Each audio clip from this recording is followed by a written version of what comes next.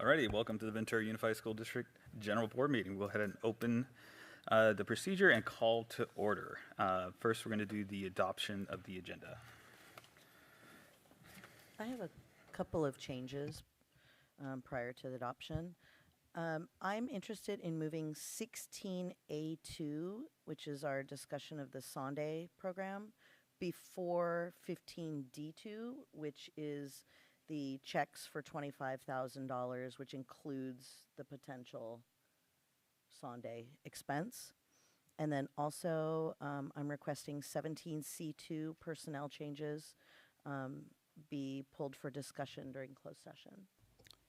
Yeah, thank you. And President Forsyth, staff also requests that we move, in addition to 16A2, to move items 16A1 and 16B1 to group those three items to take place after 15B4. Separately, that's in consent. In consent. Yeah. Yeah, 17C2 pulled from consent, but then to cluster items 16A1, A2, and 16B1 to take place after 15B4. Thank you. And 16B1. B is in boy. B1. 15B4. B is in baby. You said the consent item 17C2 for close. You said closed session or before? For discussion during closed session. Understood. It's a personnel issue. Understood. I just want to make sure that it's in close. Thank you. The 17C2 is being pulled for discussion in the open meeting. Yes. Yes. I requested that it be pulled for a separate conversation from consent. Okay. Yes. Alrighty. Any others? If not, we'll entertain a motion. I move to approve the agenda as amended. I'll second. Thank you. Vote as follows. Trustee Peterson? Yes. Trustee Dannenberg? Yes. Trustee Rodriguez? Yes. Trustee Fredericks? Yes. And Trustee Forsyth? Yes. Thank you. Motion carries 5-0. Alrighty, thank you. And we have no. We have no closed or no public comment on closed items. Okay, excellent. Thank you. So closed session items will be pupil matters pursuant to Education Code, public employment and appointment, public employee discipline, dismissal, and release, conference with the labor negotiators. Okay, do you have a motion to go into closed session? I move to go to closed session. Second. Thank you. Vote as follows. Trustee Peterson? Yes. Trustee Dannenberg? Yes. Trustee Rodriguez? Yes. Trustee Fredericks? Yes. And Trustee Forsyth? Yes. Thank you. Motion carries 5-0. Alrighty, thank you. We're in closed session.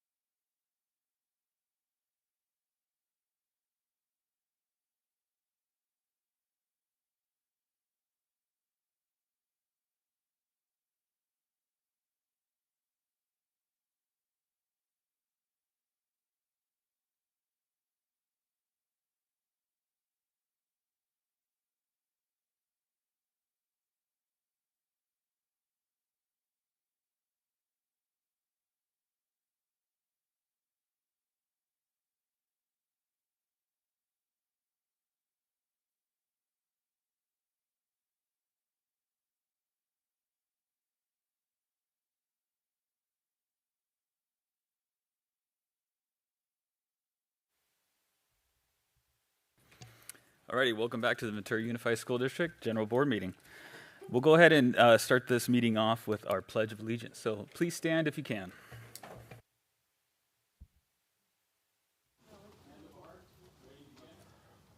I pledge allegiance to the flag of the United States of America and to the republic for which it stands, one nation, under God, indivisible, with liberty and justice for all. Alrighty, thank you all. Roll call, please. Thank you. President James Forsyth, Here. Vice President Shannon Fredericks, Here. Trustee Sabrina Rodriguez, Here. Trustee Dr. Jerry Dannenberg, Here. Trustee Calvin Peterson, Here. and Superintendent Dr. Antonio Castro. Here. Thank you. Okay, thank you. So we have 2 items to report out from closed session. The first item is a public employee discipline, dismissal, and release pursuant to Government Code Section 5495-7B.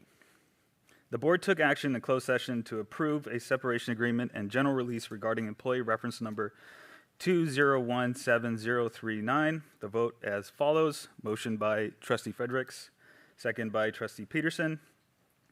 5-0 in the affirmative or the ayes. No abstentions or nays.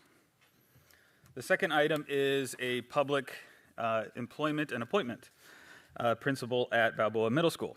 In closed session, the board took action to approve the appointment of Carlos, and you're going to have to help me with the last name. Valavinos, thank you, as principal at Balboa Middle School. The motion was made by President Forsyth, seconded by Vice President Fredericks, and the ayes are 5-0.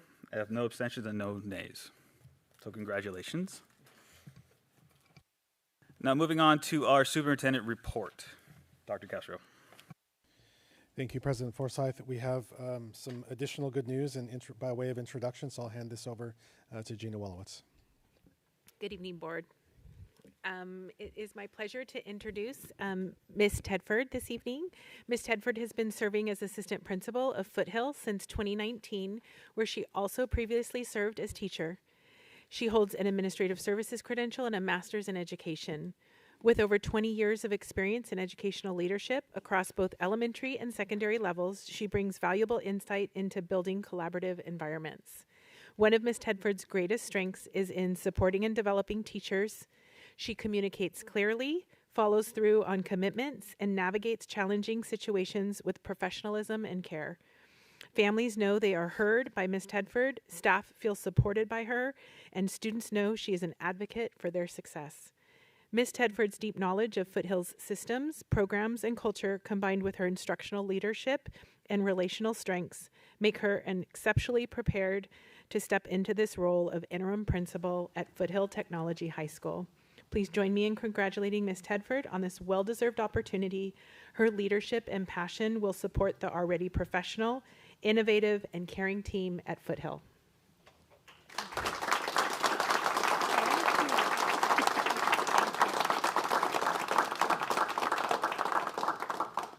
Thank you so much. I would love to take a moment today and introduce my family who is here with me today and very much are behind the late evenings and the brainstorming sessions at the kitchen table. So if you wouldn't mind standing, please. This is my partner, Kevin. And these are our children. This is Chloe, who will be starting the 7th grade, and my son Dylan, who will be starting his senior year, and my mother, Marilyn Renger, who worked many years in Ventura Unified as both a teacher and an administrator. So this is the crew that supports me in all that I do. So thank you for inviting them here this evening.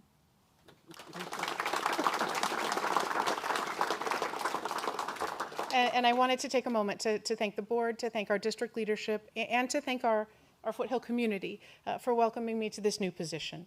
It is an absolute honor. I am looking forward to continuing the amazing work of Principal Courtney Johnson while she is out this year with her family. Foothill is very dear to my heart.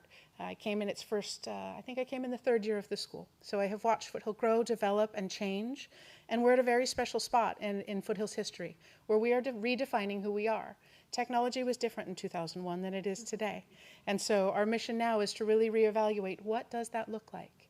We're teaching Dragons to use technology in the health sciences. We're teaching them to use technology in the visual arts. We're looking at how we can take technology and put it under the ocean.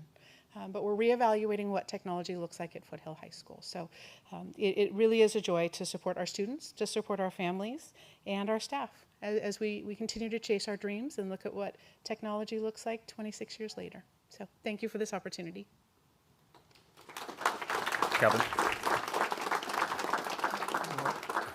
Congratulations again, and thank you, family, for letting us borrow your mother, because we know it's going to be a lot of long nights, but we have no doubt you're going to do a great job.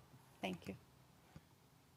Katie, it's always a pleasure when we're able to hire from within, hire our own that we know do such a good job, and we appreciate all you do. And for your mom, you know, as a parent of two educators myself, to see them grow in their professions, it's amazing to have that follow in our footsteps. So congratulations to you too, Marilyn. Thank you. I'm just super excited. I mean, you lead with such grace and compassion, and you're such a thoughtful person. And I think the Foothill staff really responds to who you are, the way you see them, the way you hear them. And our students are very much front and center in the way you do business. And that's really important to all of us. So thank you for stepping into this space. I know it's, we all want it to be temporary because we love Courtney and wanted her to come back, but this is a great opportunity for you. And I'm so excited that you said yes. So thank you. Thank you. I would concur. And the continuity of leadership, I think, is one of the greatest blessings out of this. And I just wanted to extend to your family, if your tribe wants to talk to my tribe, I think they might be able to have dinner. Congratulations. Thank you. And I just want to echo the board sentiment. I mean, stepping into this, it's not easy, but it's going to be relatively seamless since you know the school so well, and your background is absolutely amazing. And I know you're just going to continue on making this school a better place. So thank you so much for stepping into this. Thank you. Hey, one more time, please. Thank you. And Ms. Tedford, before we go to the next individual, I just want to say that the interim principal role is just as precarious as any other role. The world doesn't stop. We have needs that don't stop evolving just because it's interim. And I know that Foothill community is going to be able to benefit from your understanding of what's needed, because we have enough urgency that we just can't wait. So thank you for stepping up into this at this time of need. Thank you.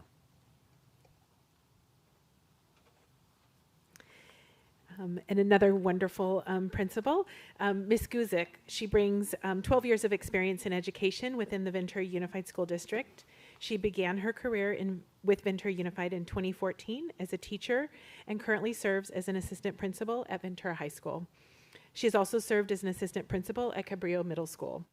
Ms. Guzik is a dedicated and responsive administrator, deeply committed to supporting students, families, and staff. She's known for building strong, positive, and trusting relationships within the school community. She also addresses concerns in a timely manner with thorough follow-through. She also has demonstrated a strong ability to manage the demands of a fast-paced school environment. She establishes clear expectations, maintains strong systems, and approaches her work in an organized, decisive, and innovative way. She also fosters meaningful family engagement and maintains strong connections between home and school. She is a strong advocate for all students and families, intentionally creating an inclusive environment where each student feels valued and supported, while also supporting staff in trying new and creative things. Please join me in congratulating Ms. Guzik on this exciting next step in her journey. We feel she is an excellent fit for the already creative, compassionate, and innovative team that we have in place at Lemon Grove.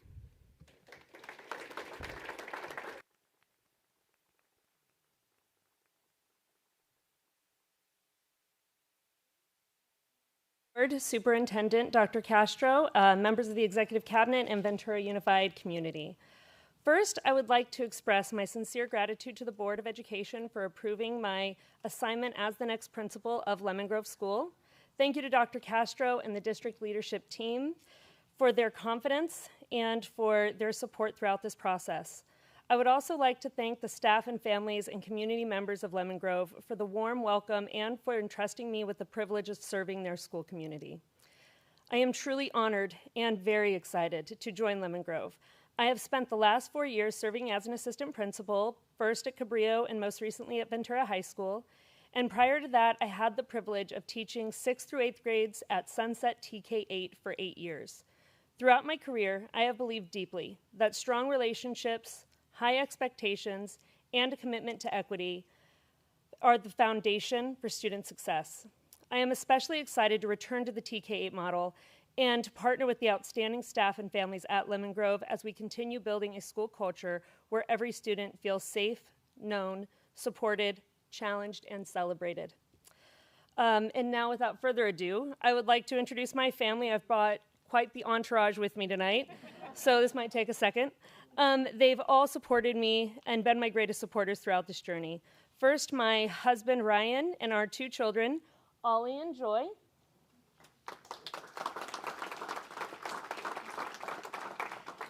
And then next, my mother and my stepfather, Ann and Rob.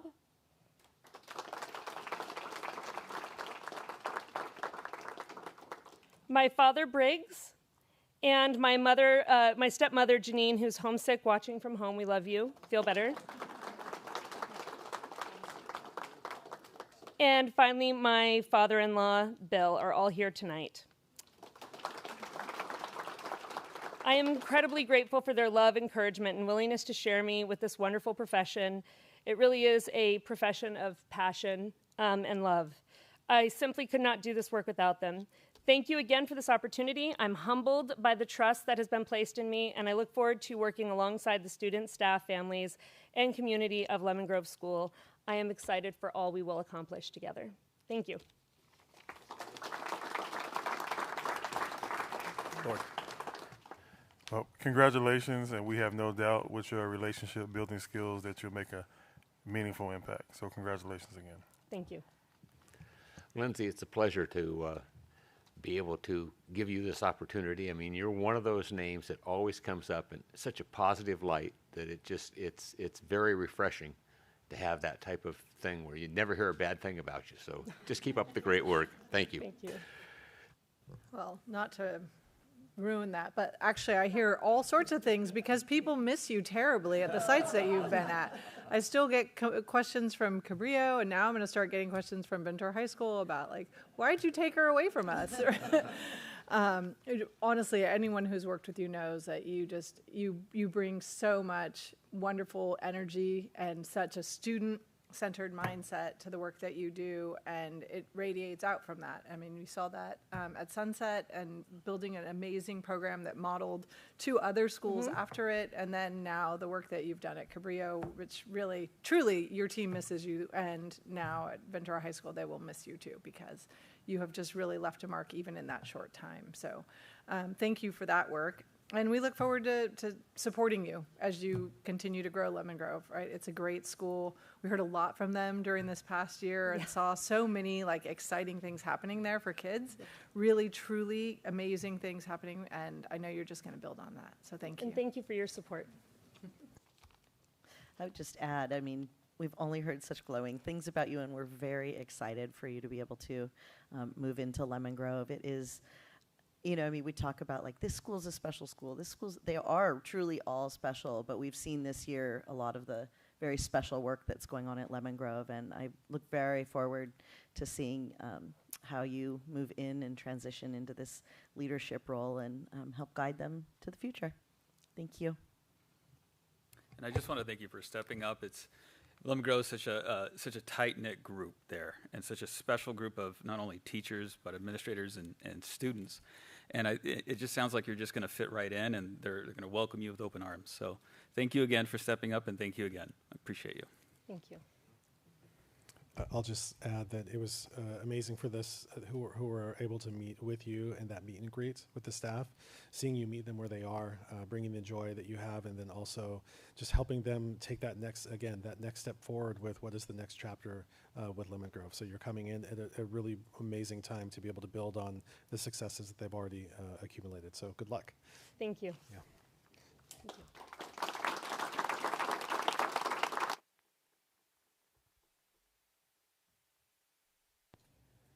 Okay, and coming up on screen are the gratitude awards. We have the opportunity to highlight just a few while we take a look at all of the others that have been recognized. So the first individual we're recognizing tonight is Felicia Mata. She is a teacher at Buena High School. Mrs. Mata plays a vital role in leading Buena's unified sports program, creating meaningful, inclusive opportunities for special education students and their neurotypical peers. Through her dedication and commitment, she fosters an accepting and supportive environment that benefits all participants socially and emotionally. Mrs. Mata goes above and beyond to ensure its success, and her efforts have made a lasting impact on students, including helping one freshman transition more comfortably into high school, while also strengthening a sense of unity and belonging across the entire campus community. The next individual that we'll call attention to is Jenna White.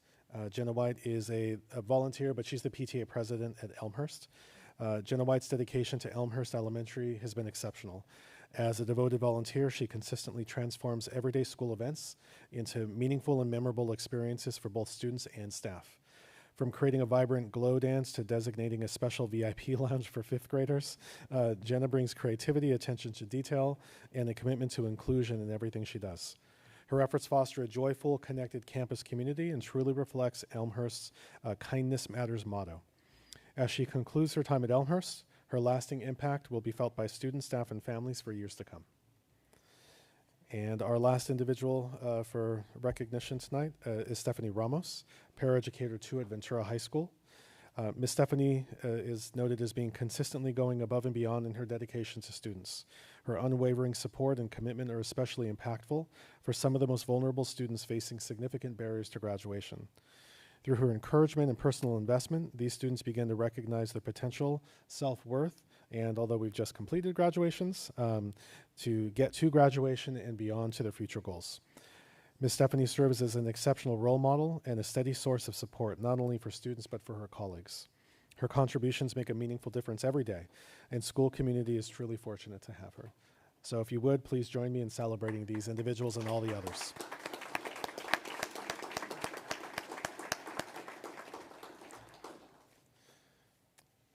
Okay, and then I will turn this over to Dr. Bellis, and I just want to thank you all for your patience in getting to this point of recognizing you. Thank you for hanging in there. Thank you very much, Dr. Castro Board. Really pleased to introduce Deidre Menaros, who is our Director of Secondary, of course, and who heads up our secondary athletics program. So we have some really good news tonight to start us off with before we go into our traditional annual end-of-the-year athletic director report. So I want to, by way of introduction, want to thank the boys, the groundbreaking boys volleyball team at Foothill Technology High School, first ever CIF state champs, or not state champs, CIF champs to be here. So congratulations to them, and I know Deidre will be welcoming you up. So congratulations, guys. Clicker. Thank you. Good evening. I will be presenting for Buena and Ventura this evening. Their athletic directors were unavailable, but they did work on some information that they would like us to share. So the spotlight this evening will continue on Foothill. So let me please bring up Jason Dinkler, athletic director at Foothill Technology High School.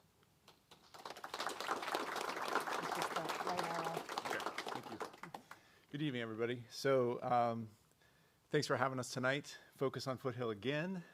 One of the things I wanted to talk about is just the ability to create community for our school. Athletics is a thing that is typically, brings kids together, but we've had a focus on academics for so long, and this was my goal this year, was to build community. So that's my favorite picture from the year. That was our first rally. I know most schools have rallies. This was the very first one. It was completely beta mode. Like, what's going to happen in this outdoor environment? The kids had a great time. I think, one of the most successful elements of the school was just building this process of having a rally. So that was from our very first rally in the fall. That's our girls volleyball team going crazy there in the front. So that's one of my favorite pictures, just from the building of this community that we had. We had so many different success stories. The first one, obviously, that I'd like to talk about, I have a bias to cross country, but our boys cross country team were CIF runners-up. They have been a really, really tight-knit community for a long time. They've built this running culture that is called the cult on campus in some ways, but they're a very successful group of kids, both the boys and girls. Our soccer program made it to CIF this year. Our boys baseball program made it further than they've ever made it. The girls made it to CIF. So we have this culture of athletics, I think, that is building and really growing on our campus. One of the things that I really enjoyed doing this year was a podcast. We called it Inside the Dragon's Den. Just an opportunity to let the kids showcase what they love about their sport, who they are. It was again, a complete sort of trial and error process, but they kept getting more and more unique in terms of the voices of those kids. So that was episode number 12, our beach volleyball team. I did not get to introduce our boys volleyball CIF champions on the podcast because they won after we had concluded the episodes, but we're trying to create community that way as well. My goal this year was to develop some resilience. Academically as well as athletically, I think kids are just more successful if they understand how to win and lose in lots of areas. So I brought on as many different experts in that area as possible. So Karina Garcia is someone that is a local ocean endurance swimmer who I've got to swim with a lot. She's the first woman to swim from Santa Rosa Island to Goleta, 26 miles, which is not a normal swim. So extremely resilient person. But one of the interesting things that she talked about with our athletes was, and everybody was invited to these things. And so I just tried to build this opportunity for kids to hear these experts. But she talked about the fact that she failed a lot. And, you know, the ocean kind of dictates what happens. You really don't get to determine success necessarily in ocean swimming. So she talked about that. Mark Schmidt is a local teacher who's now down in San Diego, but he's a mental performance coach. I brought him on to talk about the mental game because he does a lot of work with that. And then Carol Leandro is my fellow track and field and cross country coach.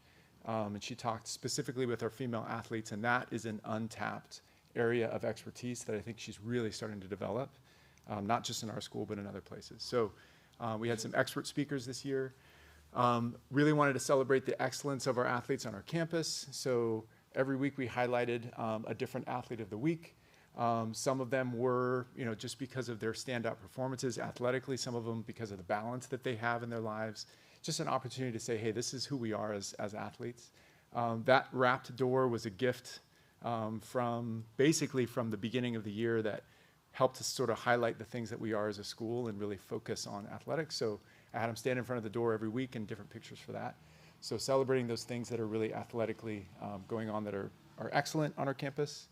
And then I would like to do a brief introduction. So our assistant coach, our head coach, David Benedict, just got back from Amsterdam tonight. He's not able to be here. So Coach Ole is here. So if he could stand up.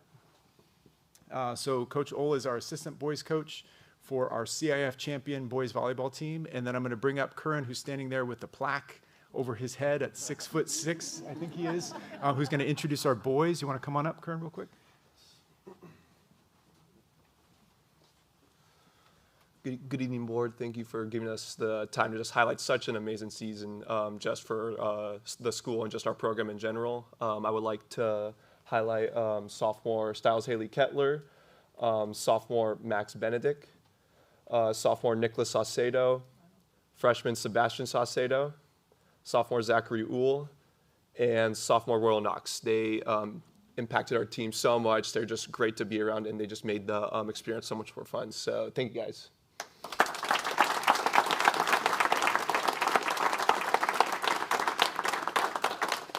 So again, just to briefly conclude, we have so many great things, I think, as far as our culture on our campus, but I think athletically, going from a place where we were really successful to keep building something vision-wise that is even better. That's one of the things, I think, to celebrate our CIF finalists, our CIF runners-up, but just the community that's been built and that idea of focusing on resilience is what I'm really proud of. So thank you very much.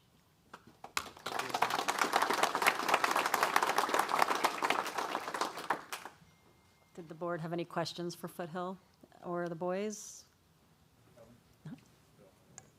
I did actually just want to ask the students. I mean, I think, do you have any thoughts you want to share about that balance, right? Because I do think that's something that we talk a lot about, is like you guys are performing academically at a super high level and in terms of your sports at really high level. How do you maintain kind of a normal life? At least for me, I like to set like periods during my day. So obviously we have our practice a lot later, from 7 to 9 usually. So I like to set like an hour or two just to get all my homework out of the way and it can get pretty hard once we keep on winning because we have AP testing and a lot of like final projects that I have to do. But really, we just stay focused on both being good scholars and just being good athletes, working towards the goal for bringing these plaques like our CIF championship to the school while also bettering ourselves for our future endeavors. So it's just finding that balance, just dedicating time towards what's important, both intellectually and physically, is how we succeed. So yeah. And is there anything else that we could do to better support you guys? At least for me, no. I think you guys do a pretty good job. I would say I feel like you give us the resources to allow us to succeed academically, and give us also the resources to play our best in these like tough environments away, like such as the buses with AC. That helps a lot, especially with the extra room being 6'6". It really takes a toll. But it's like 2-3 hours. But I think you guys do a really good job at just helping us be both better students and better athletes. Mm-hmm.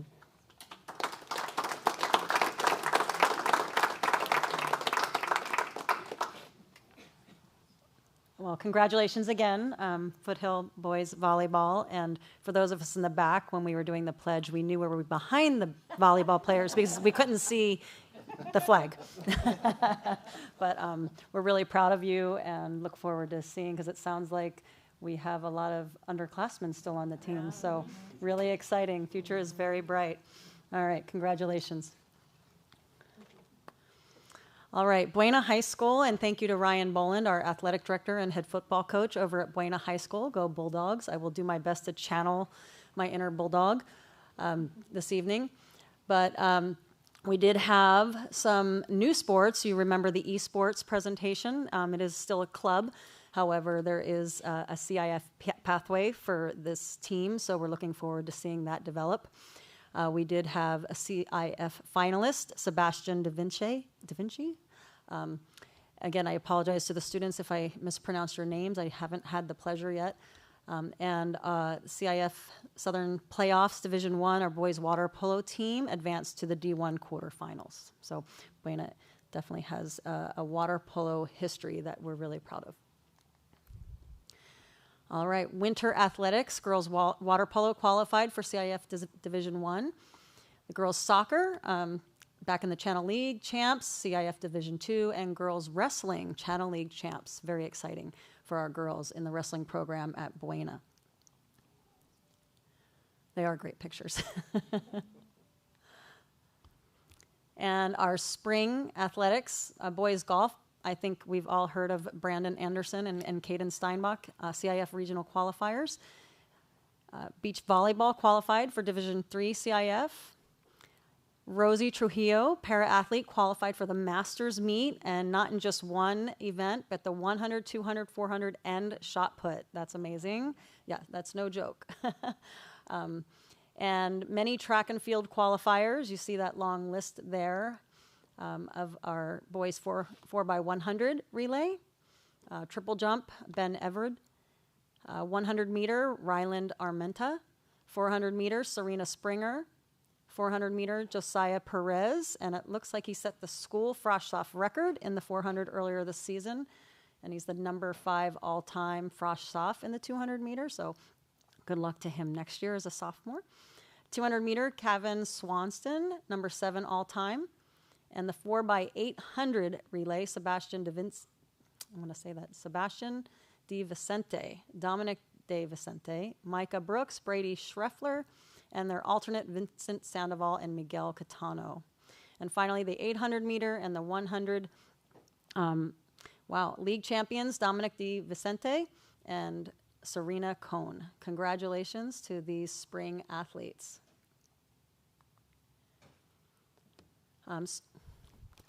I was a swimmer and diver, so I am partial to swimming and diving, for the record.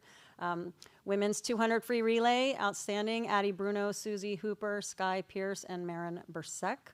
The 200 free is a tough race. Boys 200 free relay, Wyatt Munger, Tony Bruno, River Davis, Jack Pointner, second fastest of all time at Buena. Girls 50 and 100 freestyle, Addie Bruno. Wow, we have some fast swimmers here. Boys 50 free, Wyatt Munger and River Davis. Boys 100 free, Jack Pointer. And the third at CIF and fourth fastest all time at Buena. The 50 free and the 100 free are really fun races to watch if you ever get a chance to go to a swim meet. They're fast and furious. Girls 400 free relay, Addie Bruno, Avery Bruner, Sky Pierce, and Marin Bersek. Boys 400 free, Wyatt, Tony, River, Jack again, and the boys placed third overall at the CIF Division II Southern Section. So that's an outstanding performance from our swimmers. And that's Buena. So now I'm going to channel my inner cougar, do my best for Athletic Director Terry Dath, who could not be here this evening, but we thank her for supporting all of the students, athletes at Ventura High School. So they had a stellar spring season.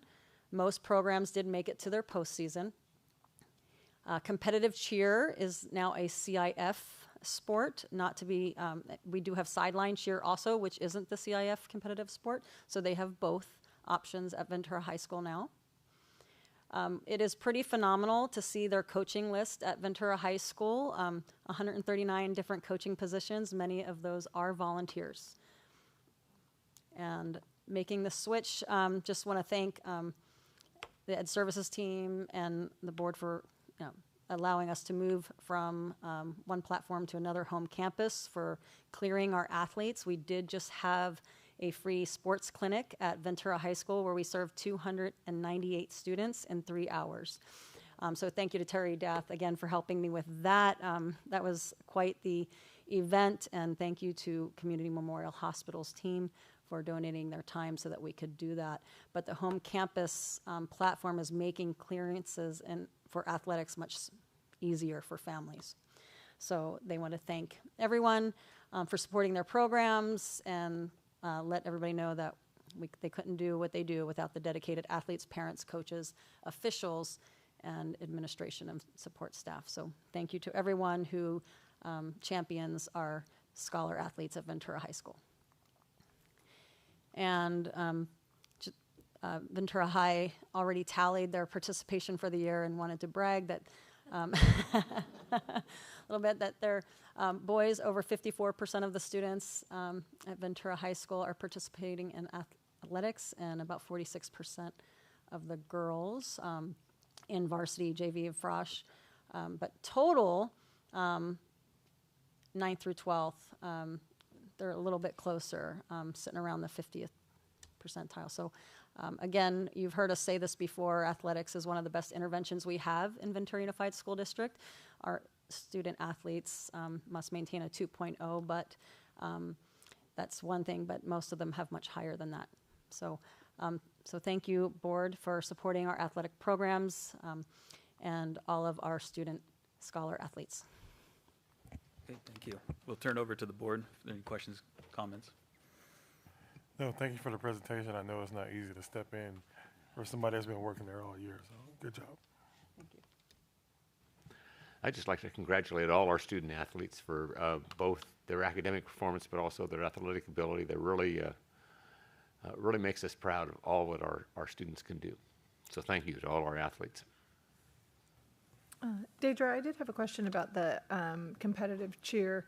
So because cheer can traditionally be an incredibly expensive activity for families, like if, I don't have to tell Calvin this because his kid does it, right? But like it's really, is that sport supported in the same way that our other sports are supported? Yes, it is.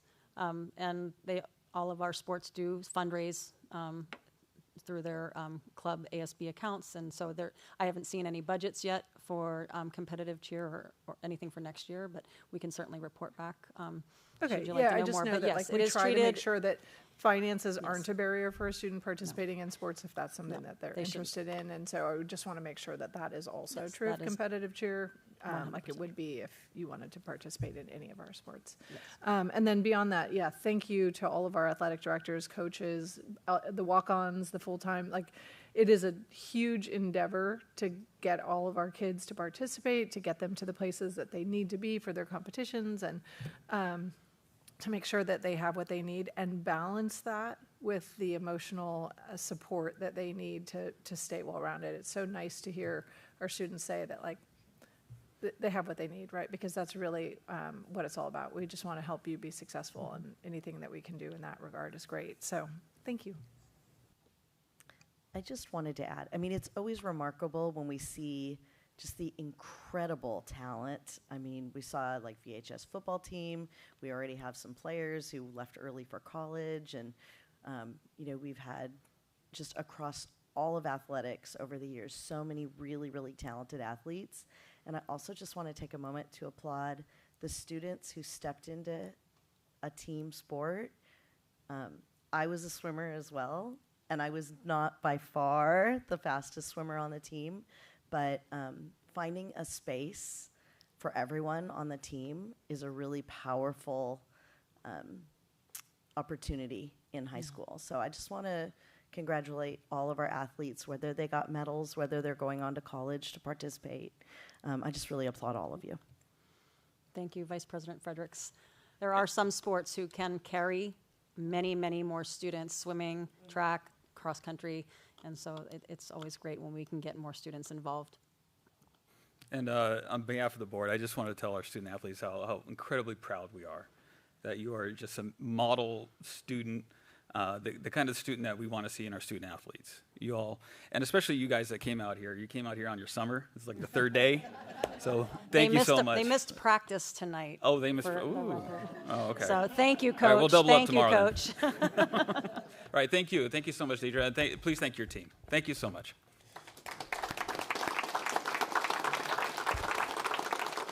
And students and families now, unless you want to stay for the rest, now is a great time to stand up and go. As you're going, students, I just want to say that in particular, thank you for the coaches and everyone, but our volleyball team, you guys are a lot of fun to watch. I was only able to make it to a couple of your games, but you make competing look really fun. The way that you enjoy what you do out there on the court and the way you're supporting each other when you're not on the court is just really fun to watch. So thank you for bringing that joy to competition. All right, take care.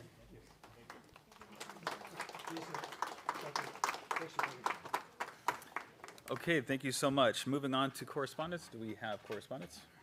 We do not have correspondence. So now we'll move into our public comment section. Thank you, President Forsythe. We do have a number of public comments this evening. I'll be calling 3 names at a time. And before I begin, we will be giving you 3 minutes based on the number of comments we have this evening.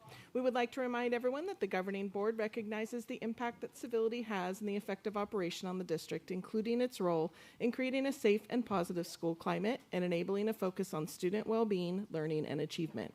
The board believes that everyone should be treated with dignity and respect in their interactions within the school community. The board understands that the First Amendment provides strong protection for speech. However, the board also expects that all speech, expression, and action will follow the norms of civil behavior on district grounds, in district facilities, activities, meetings, and events, and in using district electronic and digital systems and platforms. Please remember, we have students who attend our meetings, so please keep language as respectful as possible. The board is listening to your public comment this evening. However, they are unable to respond based on Brown Act rules. Please also note the microphone on the podium has been calibrated, so just speak right in and we'll make sure that that's working and you can be heard. First up will be Maria McQueary, followed by Joel Levin, followed by Alexandra Levin.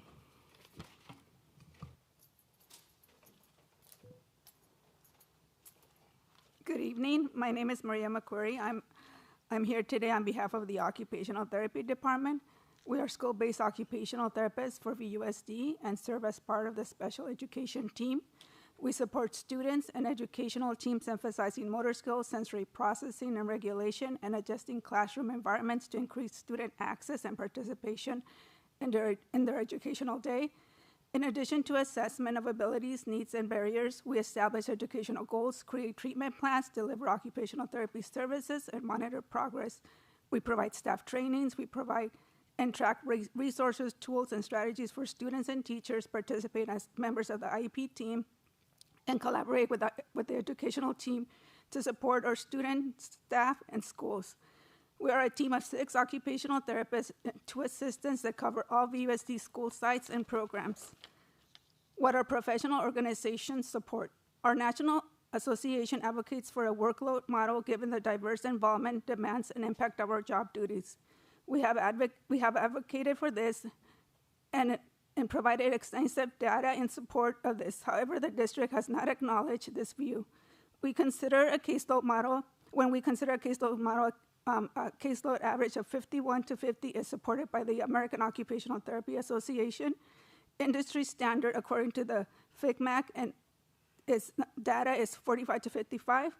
Neighboring districts are not currently exceeding 55. The VUSD OT department has consistently been understaffed for several years, resulting in very high and unmanageable workloads. Our current caseload average as of March 2026 is 69.3.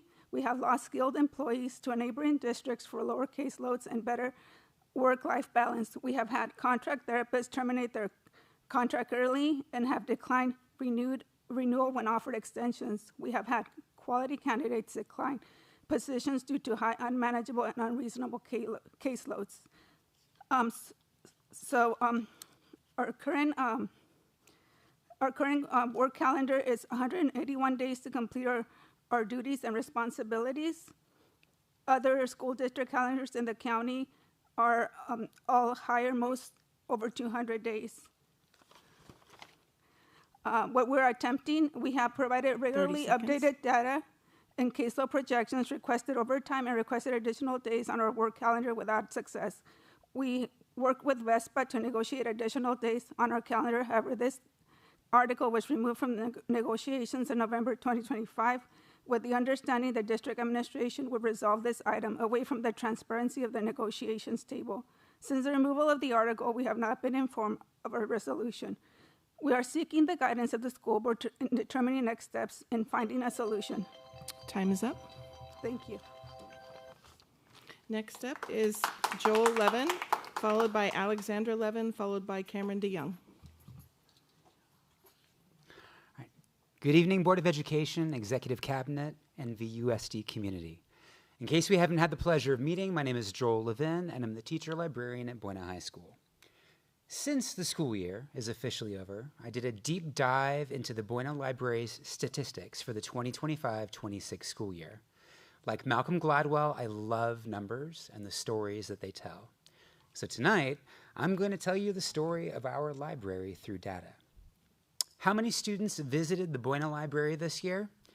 From the first day of school to the last, the library had 13,487 Minga check-ins. You heard that correctly. Students visited the library 13,487 times. That's an average of 75 visits, or roughly 5.5% of the student population every single day.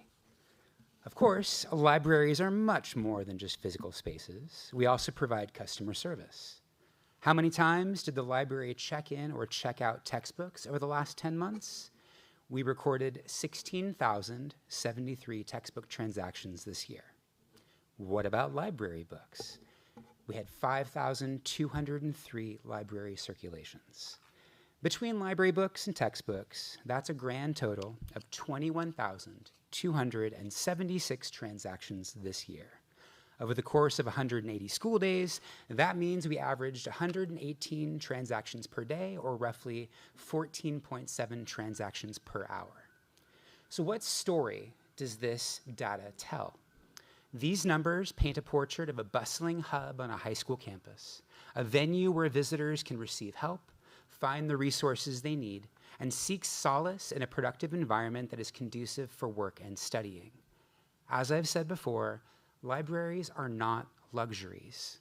Rather, they are the lifeblood of a school, hidden beneath the surface, but keeping the organism alive nonetheless. In the age of TikTok and Instagram and Netflix and AI and a million other digital distractions, do students still use school libraries? The answer is a resounding yes. As we head into another year of financial hardship, I know the district will once again face tough decisions about which programs to keep and which programs to cut. But numbers don't lie. And I say this respectfully and earnestly. These statistics are the facts, not feelings, that Trustee Peterson requested at a recent board meeting. This data proves that we need to keep our libraries open and staffed with fully credentialed librarians to live up to the district's promise that we are truly for the future of every student. Thank you. Joel, could you either leave those, the data, or email it to us, please? Yes. It's a little scratchy. I'll send you the cleaner version. Yeah. Alexandra Levin, followed by Cameron DeYoung, followed by Jen Novak.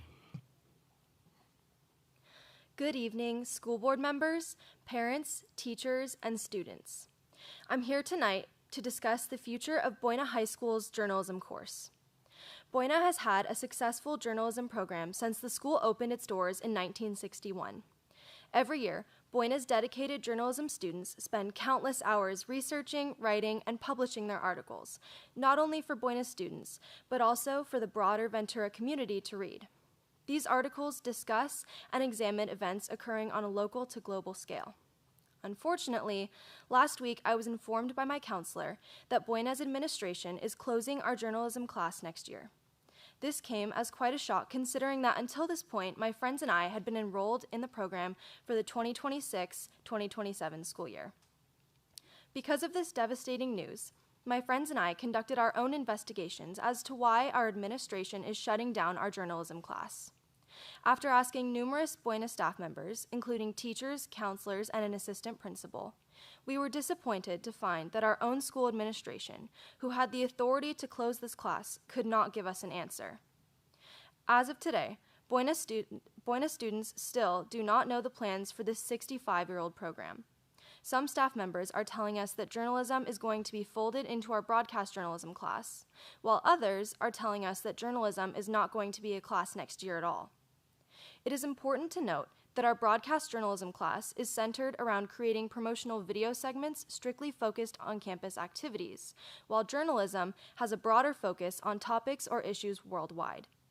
Additionally, journalism creates written articles online as well as print, while broadcast journalism exclusively creates video content.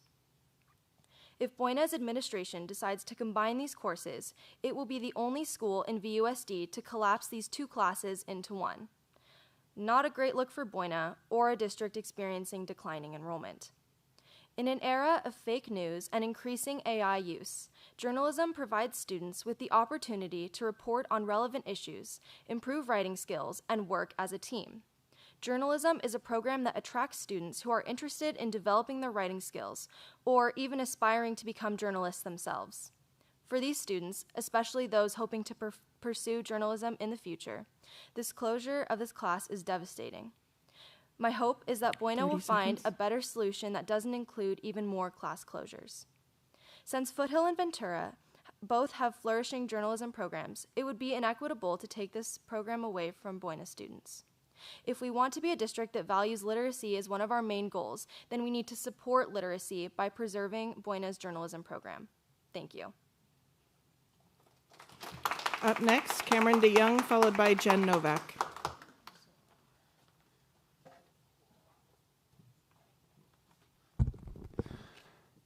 Hi, everyone. So the current superintendent of the Ventura County Office of Education, Cesar Morales, has been the center of some major public controversy, including allegations involving fraud, corruption, and sexual harassment. During this year's election cycle, Morales was endorsed by none other than his former assistant and our current VUSD superintendent, Antonio Castro. Similar to what we are now seeing at BCOE, Ventura Unified has tried to conceal its own controversies.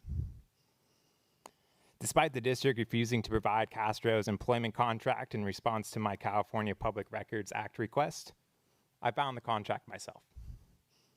And now, the public is going to see what is happening right here in our own district and how each and every one of you was involved. Thank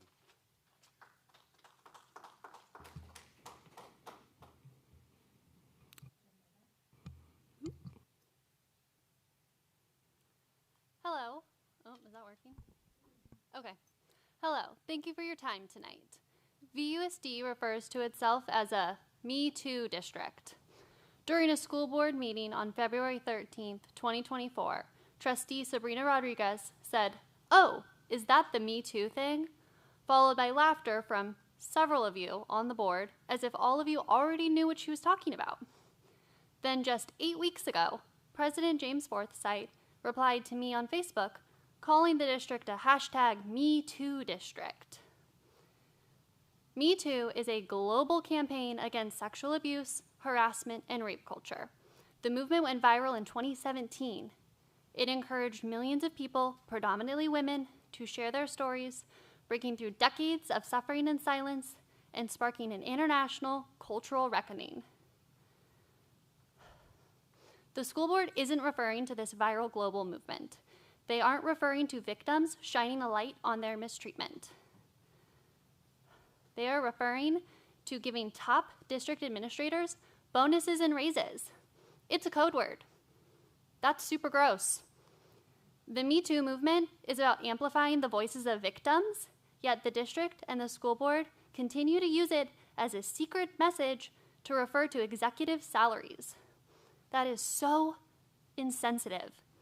What a disgusting misrepresentation of such a powerful movement. I hope all of you are embarrassed. Do better. That is all the public comment we have on this particular agenda item. Okay, thank you so much. And thank you for all who came out to do public comment. Appreciate it. Okay, moving on to our public hearing, 14A, I do apologize, regarding the 2026-27 local control accountability plan, otherwise known as the LCAP. Thank you, President Forsyth. Just confirming that we do not have any public comments on the public hearing. We do not. Okay. So then, President Forsyth, staff's recommendation is that we open the public hearing, and asserting the fact that there are no public comments, then we would close the public hearing. Okay, thank you. Alrighty, moving on to public hearing regarding the 2026-2027 proposed budgets. Again, confirming that we have no public comment on this public hearing? We do not. Okay. Then staff recommends opening and then closing the public hearing for the 2026-27 proposed budgets. Alrighty. Thank you so much. And just for the edification of the public, these two topics will be covered in our conference items comprehensively.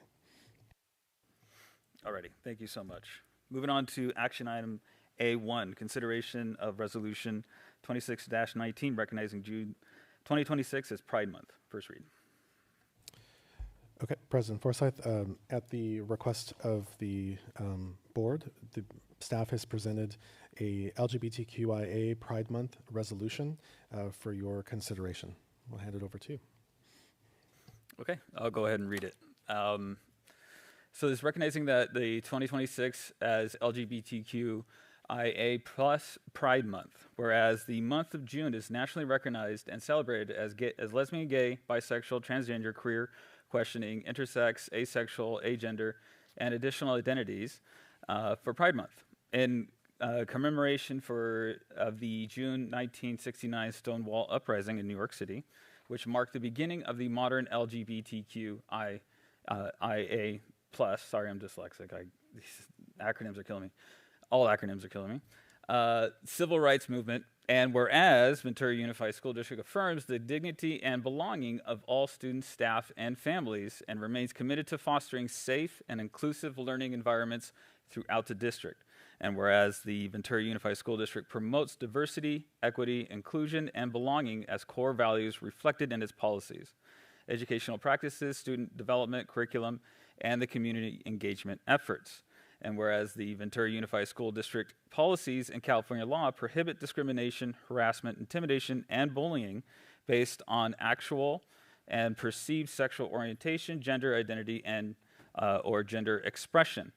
And whereas the LGBTQIA plus youth continue to face disproportionately high rates of bullying, discrimination, isolation, mental health challenges, homelessness, and suicidal ideation, particularly transgender and non-binary youth. And whereas the education regarding LGBTQIA plus history, civil rights, lived experiences, and contributions promote understanding, empathy, and respect across school communities and help students feel safe, feel seen, and valued And whereas the LGBTQI plus students, particularly transgender and non-binary youth, may experience discrimination, bullying, exclusion, mental health challenges that can negatively impact students' well-being, school connectedness, and access to education. And whereas the Ventura Unified School District remains steadfast in its commitment to protecting the rights, safety, dignity of LGBTQIA plus students, staff, and families, and rejects discrimination, exclusion, and hate in all forms. And whereas the Pride Month provides an opportunity to honor the resilience, leadership, advocacy, and contributions to the LGBTQI plus individuals and communities while recommitting ourselves to ongoing work of equity, belonging, and justice. Therefore, it's resolved that the Ventura Unified School District Board of Education recognizes June 2026 as LGBTQIA plus Pride Month and encourages all schools and departments year-round to observe the occasion through inclusive, age-appropriate educational opportunities, activities that promote understanding, respect, and belonging for all students. Be it further resolved that Ventura Unified School District will continue to foster safe and welcoming environments for the LGBTQIA plus students, staff, and families. Recognize June 2026 as Pride Month. Alrighty, kick it to the board. We Any questions? I'm sorry. We do have public comment when we you're do ready. have a public comment. Okay. Are there any questions about the resolutions before we go to public comment? Okay, public comment, please. Some questions. So first, I think this is lovely. It's wonderful to be able to support all of our students. I guess from a procedural standpoint, though, we do have other months that we mark in honor of traditionally marginalized groups, and we have not traditionally done resolutions. So I was just wondering, is this something that we're intending to do now moving forward? I'll just answer quickly. That's always at the board's discretion. Yeah. I personally, yes. And I feel like I think it is appropriate. I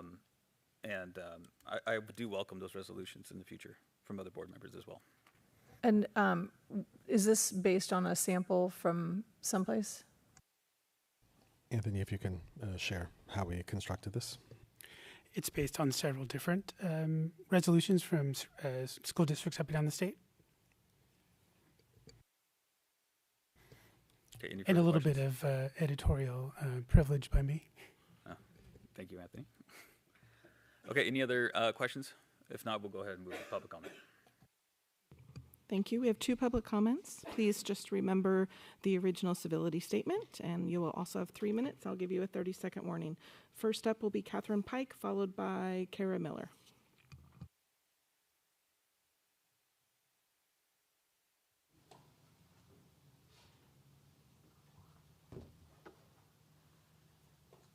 Good evening, esteemed board members. In a year fraught with legislative attacks against LGBTQIA plus people in the United States, it is especially meaningful to see Ventura Unified School District recognize the need to publicly commit to uplifting and supporting all of its diverse students with the resources, curriculum, and recognition that they deserve. I know this board appreciates data, so I will state just how important supporting the future of every VUSD student truly is. In the Trevor Project's 18,000 participant 2024 study, U.S. National Survey on the Mental Health of LGBTQ plus young people, it was found that 39% of LGBTQ plus young people seriously considered attempting suicide in that year, including 46% of transgender and non-binary young people. LGBTQ plus youth of color reported higher rates than their white peers. This study also noted that, quote, more than 1 in 10, or 12%, of LGBTQ plus young people had attempted to harm themselves to the point of suicide in the past year. They also reported a glimmer. More than half, or 54%, of transgender and non-binary young people found their school to be gender affirming, and those who did reported far lower rates of attempting suicide. When students know that they belong, when they are respected for who they are, they can thrive. We are still fighting the same fight that our queer heroes fought in Stonewall, at Compton's cafeteria, and beyond. It is so important that our students know that their schools support the future of each and every one of them. The late trans activist Leslie Feinberg stated that, quote, "Gender is the poetry that each of us makes out of the language that we are taught." In passing this resolution, our school district has publicly committed to uplifting each and every poet that they serve, as they write the person that they will become. Thank you for taking this important step forward and recommitting to the work current and forever ongoing in supporting the dignity of our LGBTQIA+ students, staff, and community. We look forward to great work with all of you on this front in the future and presently. Thank you.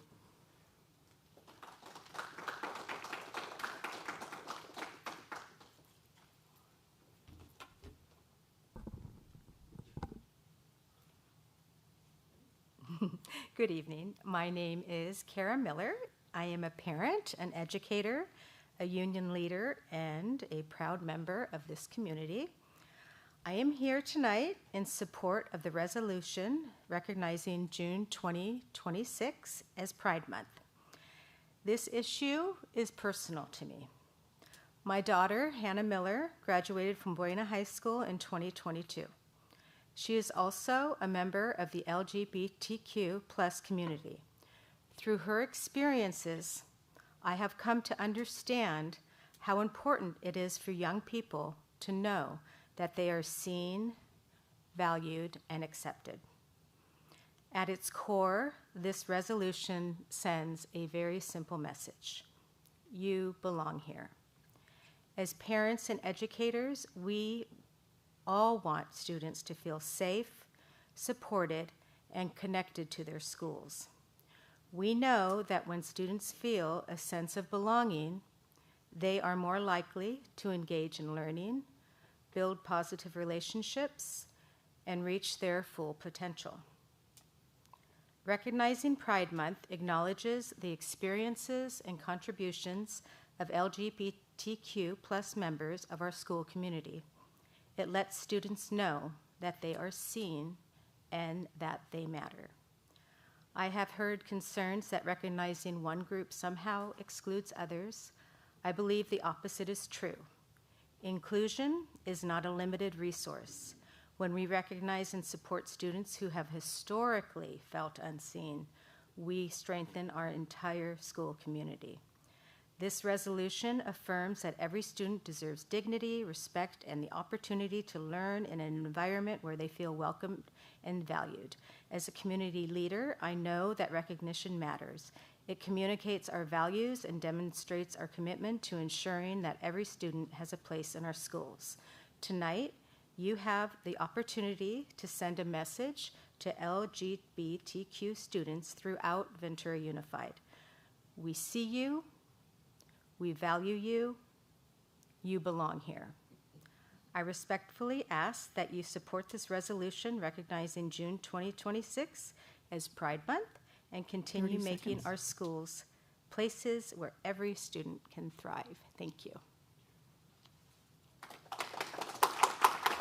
That is all the public comment we have. Okay, thank you so much. Moving on to deliberation, does anybody have any questions, comments? If not, we could take a motion to approve the resolution. Move to approve. I'll second. Thank you. Vote as follows. Trustee Peterson? Yes. Trustee Dannenberg? Yes. Trustee Rodriguez? Yes. Trustee Fredericks? Absolutely yes. Trustee Forsythe? Thank you. Motion carries 5-0. Oops, thank you, board. My mic was off. Okay, moving on to educational services. The administrative recommendation for student expulsion readmission, first read. And President Forsythe, this is discretion for the board to take or not take. We don't have any additional information to provide. I move approval with staff's recommendation. Second. Thank you. Vote as follows. Trustee Peterson? Yes. Trustee Dannenberg? Yes. Trustee Rodriguez? Yes. Trustee Fredericks? Yes. And Trustee Forsythe? Yes. Thank you. Motion carries 5-0. Okay, administrative recommendation for student expulsion readmission. the request for number 2601. Again, back to the board. Move approval. Move approval. Okay. Second. Thank you. Vote as follows. Trustee Peterson? Yes. Trustee Dannenberg? Yes. Trustee Rodriguez? Yes. Trustee Fredericks? Yes. And Trustee Forsythe? Yes. Thank you. Motion carries 5-0. Alrighty, thank you so much. Consideration for the adoption of K-5 math curriculum, first read. Dr. Bayless. Thank you very much, President Forsythe. My pleasure to welcome the team up to the front. Our Director of Educational Services, that's elementary and multilingual, Karen Hoost, and Annie, and the entire team representing the pilot committee. Thank you all for your work. And here's your clicker. We're excited to be here. This has been a journey. You will remember we came in December and said, it's time to pilot, and we did. A lot has gone into this, and it's been a wild ride, but we're here to share out the results. So before we do that, along those lines, I just want to say thank you to VUSD's pilot committee. It was an amazing, varied, hardworking group of 16 classroom teachers, one from or more from each grade represented, 12 sites, varied experience, Title I, non-Title I, ML, 3 combination classes, 1 in the house tonight, all dual language sites represented, SPED, resource special day, program specialists, principals, former math TOSA here tonight, former secondary math teacher, TOSA, and me. So we had a lot of fun, we worked hard, and we all love math. If we didn't love it before, we love it now. So with that said, Annie's here to explain just a recap of the process to get us kind of all on the same page. Thanks. All right, this is what we saw before. Back in November, the state approved their 20-plus elementary curriculums that we got to start looking at and going through. In December, we came and asked, and our pilot committee was formed. In January, we whittled down the selections even more and ended up picking InnovaMat and Amplify to pilot in the classrooms. Throughout that time, we had student surveys, parent surveys, we had community nights, and teachers who weren't piloting were able to come and preview the curriculums and provide feedback. And now we are here with our presentation to share our recommendation. And we are going to, I got ahead of myself, sorry. So I'll go to the next one. Back last year, we actually started going through the frameworks and reading and figuring out what our goals were in math. And through that, we worked with Ventura Math Leadership Network and VCOE to really hone that in. And then we also used this list of documents to align our district's needs with the framework to create our rubric that we used to guide looking at all the programs and our final decision. And this is our comparison timeline. Both of the programs we piloted for 6 weeks so we could get an entire unit with an assessment week in there, so teachers could have a feel of what that looked like. With Amplify, it was during our T3 assessment window, so that was happening. The company had offered to do classroom visits. They came for 2 days, so we got to go to 9 different classrooms. And then they also had 2 virtual sessions where teachers could come and ask questions, get feedback on their implementation and anything that they may need support with. With Thinking Math by InnovaMat, it was the same thing with the 6 weeks. We had parent-teacher conferences during that time, so was early release days. We also had a day where we had our Amplify onboarding. And with them, they came to 15 classrooms over 5 days. The program really wanted to either model a lesson, co-teach a lesson, or watch a teacher and provide feedback. And the teachers who couldn't be a part of that then could come to another classroom and participate in that way rather than it being in their own classroom. They also had 3 virtual sessions and 2 in-person sessions that included PD and question and answer periods about implementation. Before you skip to the next slide, I just wanted to just draw attention to the difference between walkthroughs and coaching. Yes. Because that was something that really jumped out to me. First of all, the fact that the Amplify was in only about just over half the classrooms. that they were doing walkthroughs over 2 Yes. days, and it was far greater to see the InnovaMat in 15 of the classrooms over a 5-day period. I was wondering if you could explain to me why it seemed so unbalanced there. So it's what the companies offered through their pilot programs, and even with Amplify, it was 1 day, and we realized we could only get to about 3 or 4 classrooms. So I asked for additional days, and they said they could give us 1 more. So that's how we got to the 2 days with 9 classrooms, just logistics of getting everyone where they needed to be. And with InnovaMat, they actually had 4 days, and they wanted to make sure to get, so they added the 5th day to get to as many as possible. So anyone who was willing, they were there. All right. And then Matthew, I'll introduce one of our pilot teachers. Hello, hello, everybody. My name is Matthew. Well, first and foremost, hello, distinguished board, superintendent, cabinet, members of the public, both at home and in person. This isn't my first time at the rodeo. So, my name is Matthew Enaway. I had the privilege of partaking in the math pilot committee. I want to start off by giving a big thank you to not only my principal, Brett Klompenstein, for encouraging me to apply, but also Annie Buck and Karen Hoost for having me being part of the team. So I want to give a big thank you to you guys. Thank you so much. So on this slide, we speak a little bit about our deliberation day, and I guess today would be decision day. So, at our deliberation, we came through and we all spoke a little bit about our experiences, compiled all of our data, before that, we had a Google Doc where we were able to ask some questions directly to the publishers. And so we got to then review their answers as well. So it was a wonderful discussion we got to have as a team and as a pilot committee. It was a great pleasure of mine to partake in that. And so that leads us sort of all through how we went through the rubric and before we casted our votes at the end. To sort of wrap this slide up, as a first-year special education teacher, a perspective like mine, being able to pick up both of the publishers' curriculum and then leverage all of it was a great privilege, and I want to give a big thank you to everybody.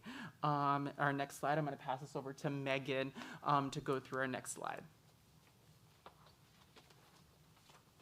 Hi, everyone. My name is Megan Eckerson. I teach first grade at Sunset. So with each of the curriculum options, there was a survey that the teachers filled out, which we were able to rate it all according to the framework, and then we gave our evidence for the ratings that we gave them. So for the areas of strength under InnovaMat, the curriculum showed a lot of engagement. It was very student-centered. There was a lot of deep thinking. It was rooted in the students and the knowledge that they bring to the table. And then also the materials were really purposeful. There wasn't, the books were very easy to digest for students. And then something that really stood out for a lot of us was the professional development aspect that they have, which we kind of already talked about, but they offer a lot of professional development opportunities. And then they also have aligned intervention already, so we wouldn't need to adopt any separate intervention curriculum. It's already like a part of their program and aligned with the core curriculum that we would be potentially adopting. And then some of the considerations that teachers wanted more information on before making the decision was, there was a slight concern about paper pencil practice. And so we asked the company about that, and they came back to let us know that there is an additional book for paper pencil practice. There's another program called Artists, which is more practice. So they definitely answered that question there. And then teachers were also wondering it's going to be a big shift from what we are used to right now to this new framework. And so how are they going to support us? And they did let us know that we were happy to see that they will offer us 90 days of professional development for the year, which is quite a bit. I think that most teachers were very happy to hear that. And then when we did the Amplify survey, the areas of strength was that the platform is pretty easy to navigate. It was pretty intuitive. And then they have a variety of resources and small group activities. So like I teach first grade, and they have small group centers that are already incorporated in the lesson, and then they're optional for 2nd through 5th grade. And they have practical pacing, and then the TE, the Teacher's Edition, had some really nice guidance for teachers because it is a shift from what we're used to, so you're able to kind of see what are you looking for, how can you help support students. And then some of the things we wanted answers on before deciding was that they do have incomplete Spanish materials, and they did let us know that that would be coming in the next few years. They would be able to finish that out. And then teachers were also concerned about the 600 plus page workbooks.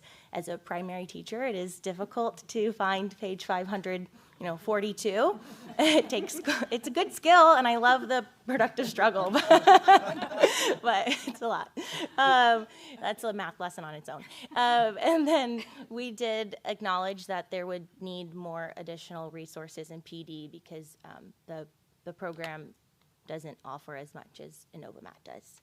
And then at the end of the day, all the 16 classroom teachers voted anonymously, and it was important to the team that it came from the classroom teachers who implemented both programs, who were knowledgeable in both of the options. Matthew, if you'd like to join me on the results. So 81.3% of the 16 classroom teachers voted for InnovaMat, and 18.8% voted for Amplify.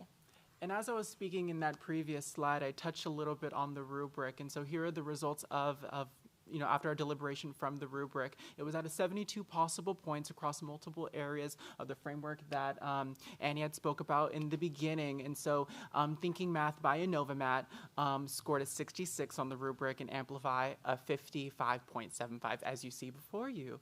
Any questions? All right. I do have one you question. You do have a question. All right. She asked about, or she talked about the one program not being complete in the Spanish. Is the other program, the InnovaMath, complete in Spanish? Yes, it is. Everything is already in both English and Spanish. And are they offering other languages also? Yeah. Okay. You're the next slide. You're present. All right. So with that, we've made the recommendation to the board to consider InnovaMat as our core math curriculum. So the next few slides kind of go into, okay, what is that program? What is it like? So InnovaMat was founded in 2017 in Barcelona, Spain. It is currently used by over 600,000 students in 9 countries and is growing in the United States. It's used currently in 11 U.S. states, and then having been just recently approved in December when all of the curriculums were approved for California.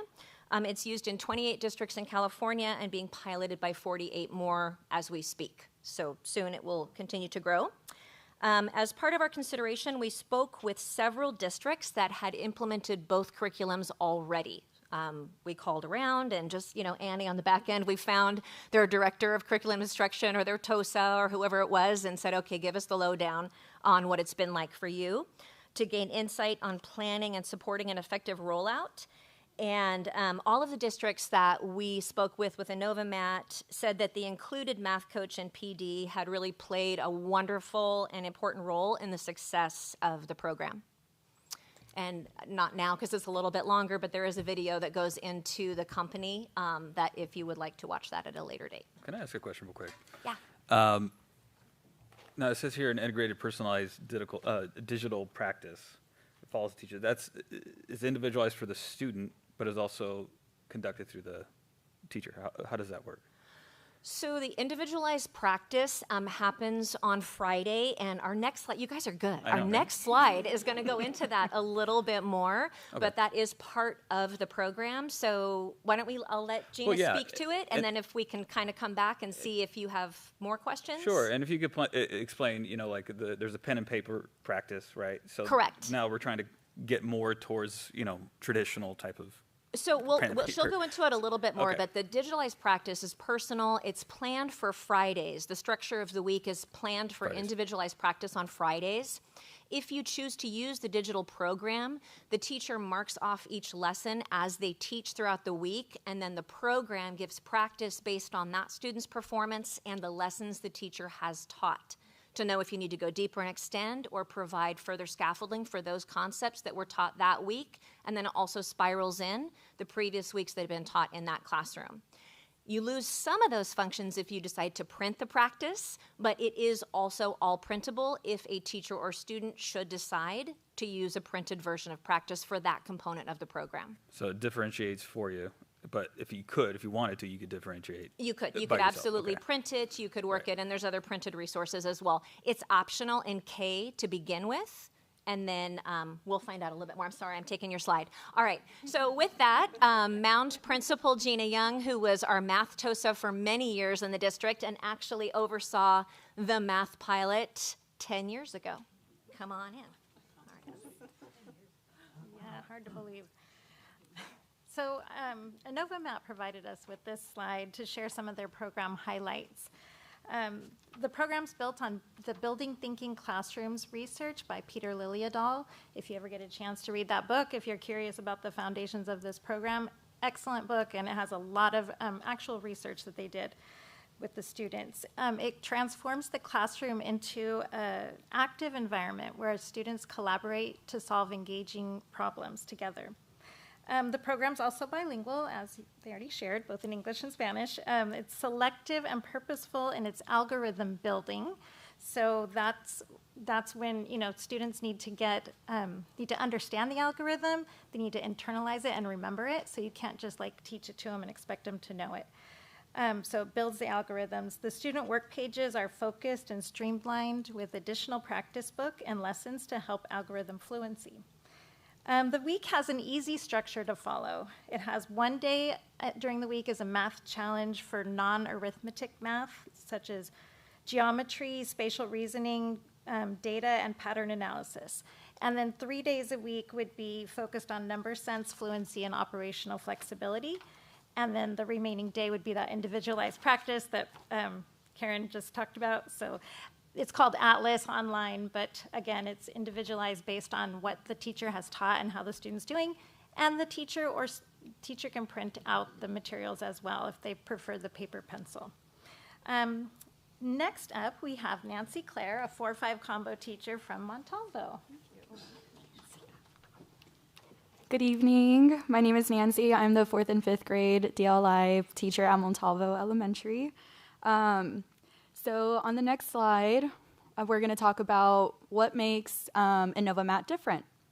So as you can see on the left side, these are some of the areas we currently see in our math curriculum and are used to.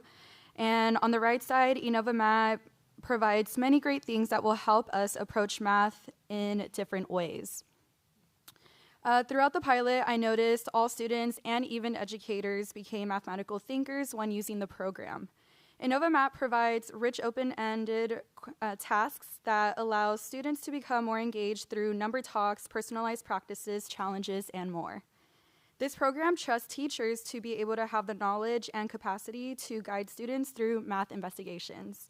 Teachers are also supported through coaching, and resources are available within the program itself that are easily accessible. This also helps teachers deliver the lessons confidently. Student materials aren't heavy in this program. Streamlined student materials provide workbooks and computer-based, as mentioned, that provides support for students throughout lessons and independent practice on their differentiated levels. This also includes complete Spanish materials for multilingual learners and dual language teachers to use in their classrooms, such as QR codes and labels are embedded in homework books as extra support for families at home. When we gave InnovaMat feedback at what was lacking in the program, they were proactive in creating materials that teachers wanted or needed in order to meet their students' needs. So that was really nice. They really heard us out throughout those coaching trainings, and they instantly gave us what we wanted. InnovaMat's program also includes a spiral throughout weekly lessons. The spiral included other standard practices that often get left towards the end of the year. In addition, we were able to give formative assessments to be able to provide intervention for our students before reaching summative assessments, such as SBAC practices. Assessments were also provided to help students prepare for the state test at the end of the year. Could you give an example, sorry, of like one of the types of things that you guys felt was missing and that they were able to produce for you? Yeah. Sorry, I don't No, want to put you're her on good. the spot. So one of the things the teachers asked for was, could they have the slides be editable so they could add, we gave the example, someone had koalas all over their classroom and they wanted to have the slides have koalas. So they immediately made all the slides editable. They said, what a great idea. Other districts can use that too. And now all the slides are editable for everybody. Yes. And then we also expressed how, homework, many parents want homework, and their workbooks, that what we received in the pilot, we didn't really have that access to it, but they were able to provide feedback with the QR codes, and then showed us that aspect of here's the homework and here's what we provide, not only for you guys, but also the families at home. So there's support coming from home. That's what I was going to ask. When you mentioned the QR codes, did you get any parent feedback on how they liked that format? Yeah, so we didn't get to pilot that section, but we were able to, they provided QR codes with the challenge books, and families were able to check those out online and look at the practices that their child was learning in the classroom. So then would parents have to have access to internet and technology at home? Or? So they could scan it on their phones and videos would pop up. Yeah. I have a quick question about content, heavy books versus streamlined. In STEM, I taught science. I currently teach math. Is this more going to the common practice of systems thinking? Is that what you're really trying to say right here with the streamlined? Yeah, so a lot of the lessons are led by number talks, and manipulatives are presented at first. So it gets kids to really solve on their own rather than us giving them the strategies. So they have to investigate. Right. So that's where they Inquiry-based. become Excellent. mathematical thinkers. That's And fantastic. then the lesson gets presented by the teacher, and then we dive into the activities. That's perfect. Yeah, that's the way we're going. I mean, Yeah. it's wonderful. Thank you. Yeah, of course. So InnovaMath's partnership provides great ongoing resources. They partnered up with many teachers, including myself, throughout the pilot. As a dual language and combination teacher, I was able to observe one of their coaches lead my students in a math lesson using their curriculum. They also worked around adjusting my own schedule to meet my 4th and 5th graders' needs. They worked and will continue working with combination classes throughout the implementation, offering that combo support, which is amazing. As a combo teacher, it's always concerning, teaching the same subject but 2 different grades, and they really mapped out a scope sequence for combination teachers. So I'm definitely looking forward for that. Any other questions? Okay.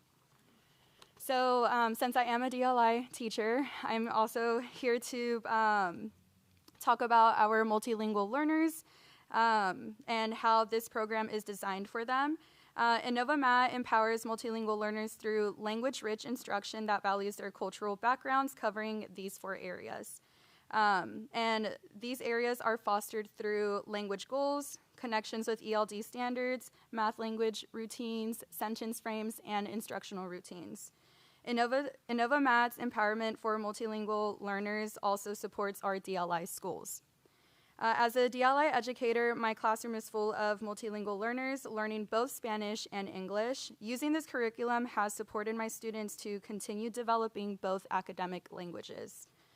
Language goals, connections with ELD standards, and instructional routines were resourceful in my teaching. Sentence frames were embedded in each lesson and easily accessible. This provided additional support for our multilingual learners.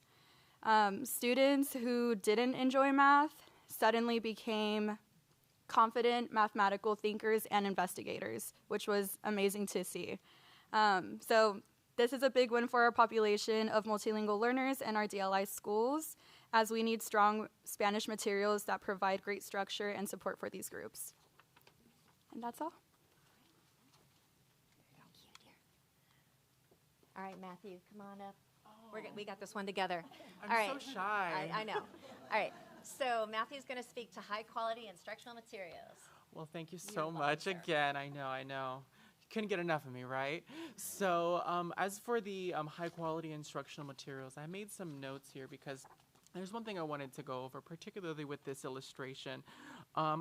For context, I am a resource SAI teacher at Elmhurst, and so I serve a population of diverse learners with diverse learning needs. And so the fact with InnovaMat, there is a specific curriculum, intervention curriculum called Journeys that I was able to pilot. And so the privilege to be able to have that continuity with my students with their education and instruction in the general education setting across into my setting would be a treasure. Being able to put them on that journey and create learning opportunities and groups centered around their individual learning needs as well is the core function of my job. And so that's what InnovaMat's able to offer a teacher like myself. And so for supporting my students with their individual needs, that was sort of what's the word I'm looking for? My main mission when being part of this pilot committee was having a solid curriculum that is able to have that continuity. And speaking to the adaptation question that was brought up earlier, they were also able to adjust the amount of time needed. Originally, there was about hour blocks for a journey lesson, and they're able to cut that down for 30-minute blocks. But you're also able to extend it out back as well. So I'm able to adjust my groups and my centers to meet my students' individual needs, which was a great treasure and a gift. So can I ask you real quick? Yes, you may. As a fellow SPED teacher, so as you know, there's a wide range of skill level, and you feel like InnovaMat meets those needs from the opposite ends of the scale. I'm so excited that you asked that because yes. So inside you can get a specialized or a differentiated and scaffold instructional paper. So let's say we're working on a specific journey. I open up that journey, it has the whole lesson there. And so let's say I have a student with a certain, has more need than maybe others in that particular group. There's one that is even more scaffolded and differentiated for that student to be able to access. And there's also, you can even do it the opposite way. So I'm able to work with students who have a little bit more, who need a little bit more, and the students who I'm teaching that particular standard to, and it's able to unpack the standard while still working on the same individual lesson. So it's a gift. It really is a gift. That's wonderful. So it takes the standard, breaks it apart, and you're able to support and all its levels. It's so amazing. Okay. Yes. Good to hear. That's wonderful to hear. Anything else before I step away? I think this may be my last time. So sorry. Right? This may be the end. No, you'll be there. You'll be there for questions. I'll be right there for questions. Thank you. Right. The other piece that that brings in the entire educational community would be that high quality professional learning. Math coach, teacher training. We did mention that the adoption of the program comes with a math coach, a 50% math coach for your district, 90 days of professional development, coaching calls, virtual in-person visits, family nights, all the different things for each year of your implementation. So that's 90 days of professional learning for each year for 7 years as part of the implementation, along with family engagement resources. I just know, wanted to ask about smiling. that 90 days because I'd made a note about that earlier, and since you brought it back up. So the 90 days is basically a part-time staff member that we will have because 90 days. I mean, they're not employed by VUSD. Yeah, they're not employed by VUSD, but No, their instruction is to spend about half of their time supporting our district. And So what if does that support look like? So if that means, specifically? for example, our TOSAs are getting ready to do collaboration days. They're going to be able to meet with the coach to help plan that day. Maybe the coach will be able to come to many of those days themselves. They could come to principal meetings. They could come to a PAC meeting to work with parents. They could come to DLAC. They could offer coaching calls, drop in after school. They could come and model a lesson for classroom teachers. It really is at what we need. The districts we spoke with who have adopted them mentioned all those things. Did I miss anything, Annie? So we're kind of excited to see what that looks like. I'm going to hop to the next slide because I think it kind of speaks to that. So if the board approves this curriculum this evening, the next step, we have several meetings set up in case that's how we go, would be to sit down with them and plan out some meetings to set goals with all of our educational partners, including district personnel, site leaders, teacher math leaders from the pilot, and then a leader from each site. We have lots of ideas how we want to kind of, work this implementation. All teachers, SPED, intervention teachers, families, to set those goals for the implementation, and then that would help to dictate what that professional development and math coach service would look like for our district. So will we be having, assuming that the board approves this, will we be having the in-services prior to the start of the school year for our staff? We have lined up, in the event that it is approved, we already have lined up the 6th and the 7th when teachers return. So it would be prior to school when teachers are on duty. And then from there, we would continue to build the support and the rollout. Okay, that's encouraging because this is dramatically different than most programs, and I've been around a really long time. And this is dramatically different. And so I can imagine that there will be a lot of teachers who see this and they want to know, but where is my 600-page workbook? So I really think it's important that we are implementing that training prior to the rollout of school year because I don't want teachers walking into their classroom that first week of school and not knowing where to start. So they have an onboarding training that goes over the basics, but then they'll be back the next week and the next week and the next week because this type of thing doesn't happen overnight. It doesn't happen year 1. It doesn't happen year 2, right? To really see those effects and that capacity build. This is kind of what would be encompassed by that, a 7-year contract at $2,500,176, which works out to $357,168 each year. That quote includes all student materials, print and digital, assessment materials, homework, extra practice books, all of the things that come with the program. All teacher editions, all materials, slides, videos, print and digital in both languages for every teacher. Print TEs would be in the language that they're teaching in, but then Spanish or English would be available in online. Parent engagement support is included, Caregiver Hub, which is like a website, and then also parent education nights and services. We can do drop-in, we can do all sorts of things. The Atlas Personalized Practice, printable paper version included with that. Assessment materials and an analysis platform, which would then help the teacher say, okay, your class took this formative assessment, here are your groups, here are the standards to focus on, here's the next steps for those students. Manipulatives for all K-5 classrooms, including all of our RSP classrooms, all of our SDC classrooms, and all of our intervention classrooms at each site. It also includes Journeys, which is that intervention piece, Math Artist, which is that intervention piece for 1st and 2nd grade to develop algorithm fluency. And so those would be used in Intervention Resource and Select EC. It includes onboarding for the initial year and yearly throughout the contract for any teachers new to VUSD or any grade level changes, any combination classes, or any teacher who wants a refresher. And it includes a math coach of approximately 20 hours per week or 90 days per year through all 7 years, combined virtual and in-person service. Can I ask about the contract real quick? Would we be locked in for the 7 years? Or can we come back after 3 years and say, this is not working, maybe we should go a different direction? So, I'll just hop in real quick. The 7-year contract time frame is typical and standard that we have for our core curriculums throughout elementary and secondary. So that's not atypical. So regardless of what we think about it, it's not atypical. It's a standard core curriculum adoption practice, knowing that it takes time to work with staff to develop the capacity to implement faithfully with fidelity. So there is a commitment here that requires to see it through to the end as opposed to the initial challenges that come with any implementation, any new big swing in a 1st or a 2nd year.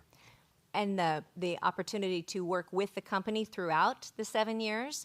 If we see a piece that we say, hey, we need this, like the editable slides, for example, we've seen a very good track record and spoken with lots of other districts who have implemented this.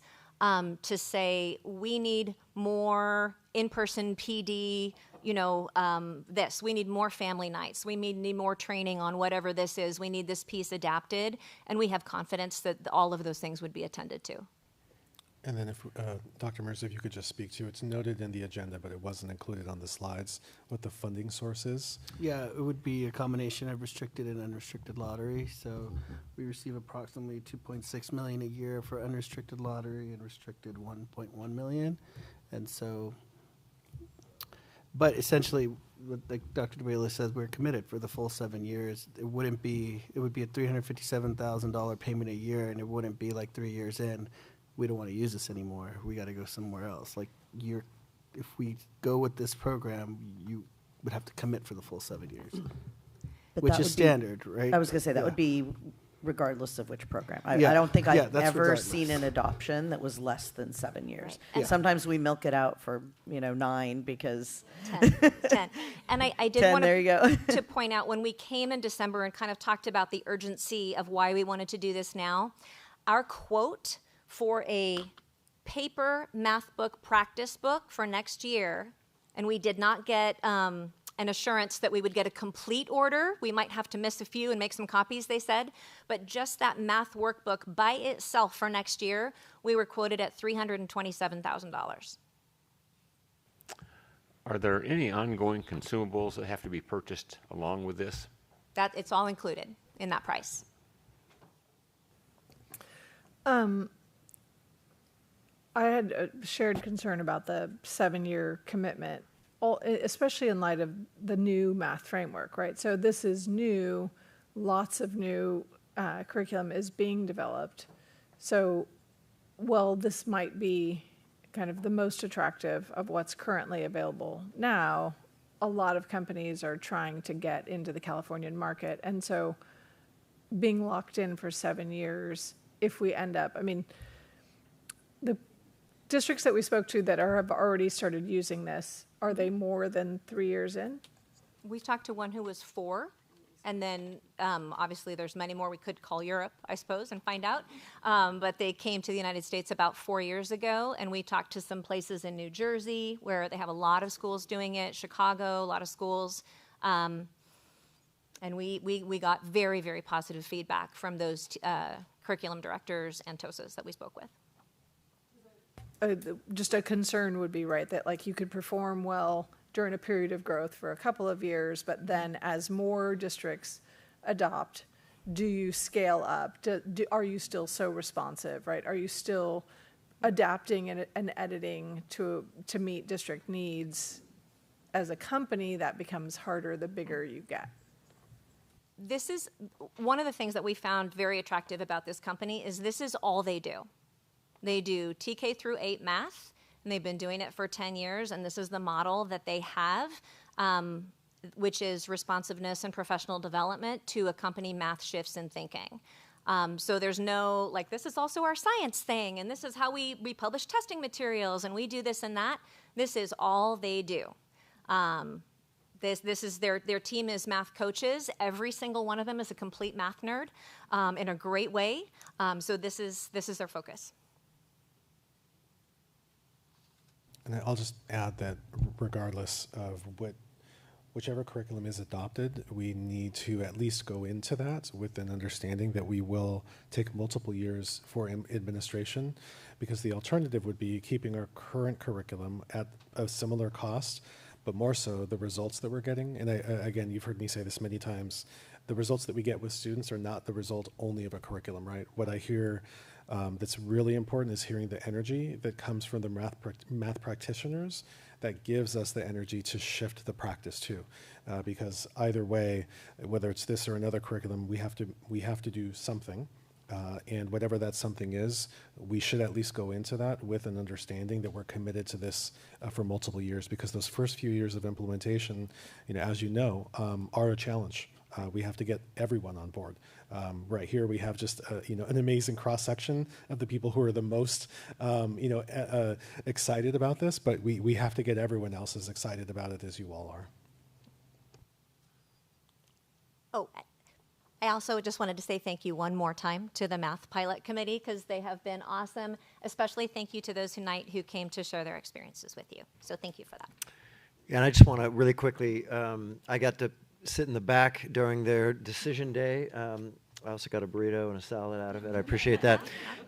But the quality of conversations and the sophistication of their analysis was just excellent. And I just wanted to compliment all of you on that. And of course, I want to compliment our elementary TOSA extraordinaire, Annie Buck, for all of her work, and for Karen. And my last comment, Dr. Castro, just echoes yours, is that we need to be really honest. We have a lot of metrics moving in the right direction. Math is not one of them. And so if we want to be transformative about how the kinds of academic performance metrics our students are getting, the kind of learning, we have to transform ourselves. And so that my takeaway from this is a big swing. This is significant. But that was our hope going into it, that we do something that will help us be transformative and transform ourselves so that we can get the different results that we need to get for our community, for our students.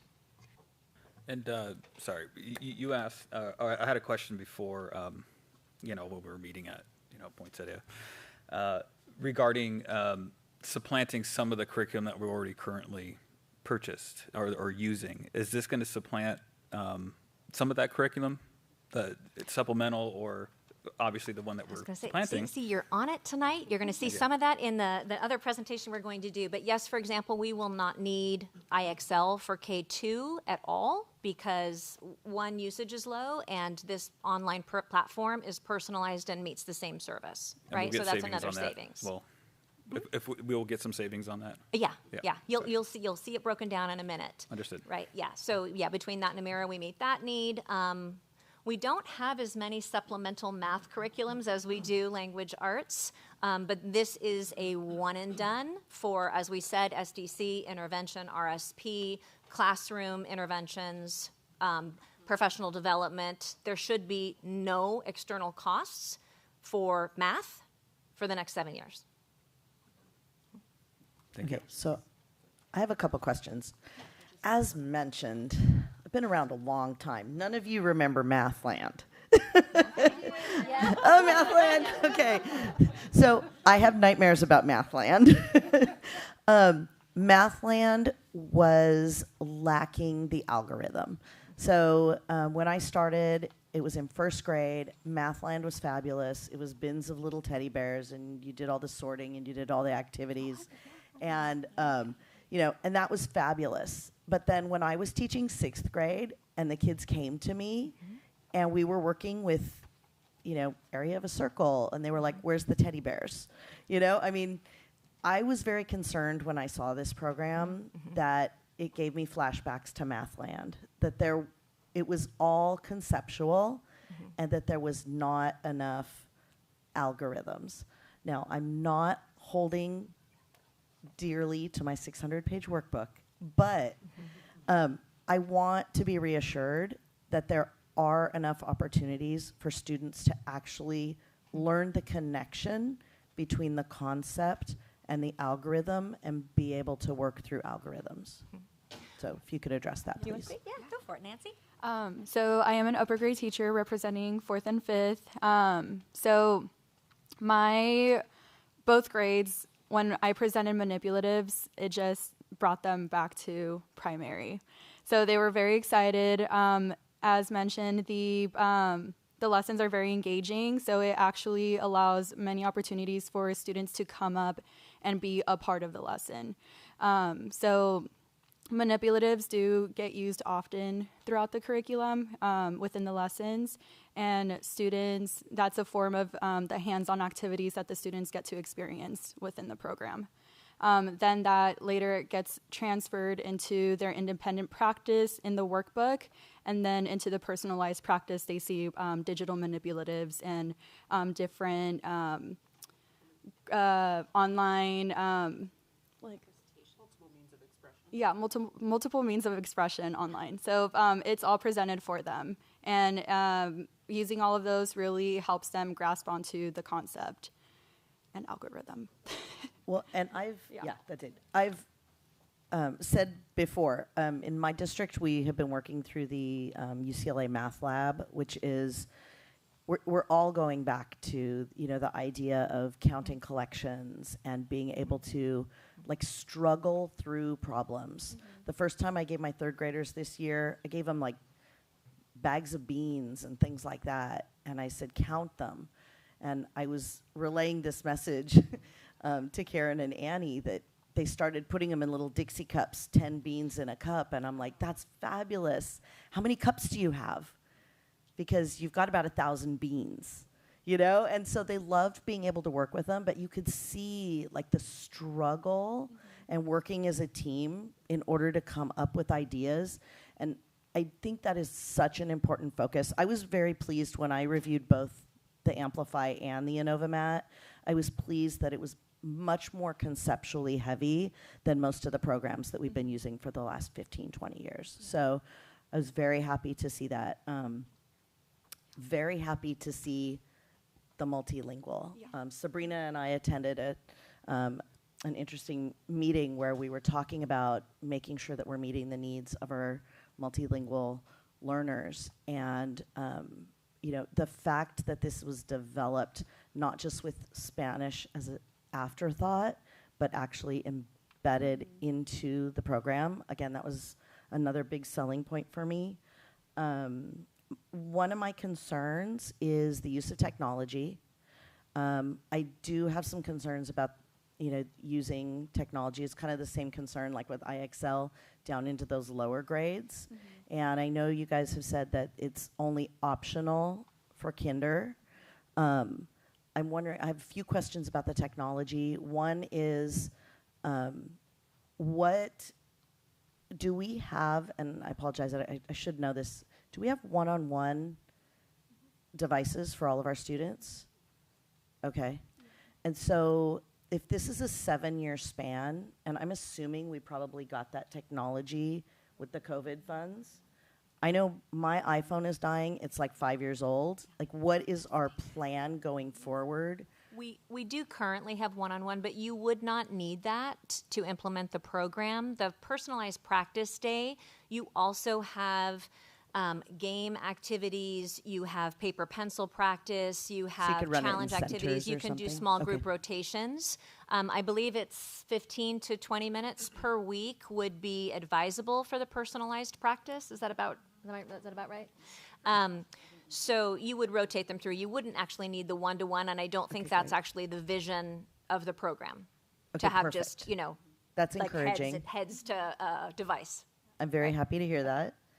But do we have a plan, and I don't know who this is directed to, but do we have a plan as our technology is aging out? Yeah, we have a plan to replace? Yeah, we're working with technology. We do have a plan. So we will be needing to do a laptop refresh for the teachers and also a Chromebook refresh in the upcoming future. Not immediate, but yes, it will be within the next 3 years. And I'll just add to, we're a little bit ahead of where we're ready to be. One of the root issues of the question is we've met with the principals to talk about the models and designs, about what are their expectations, what do the classrooms need to look like.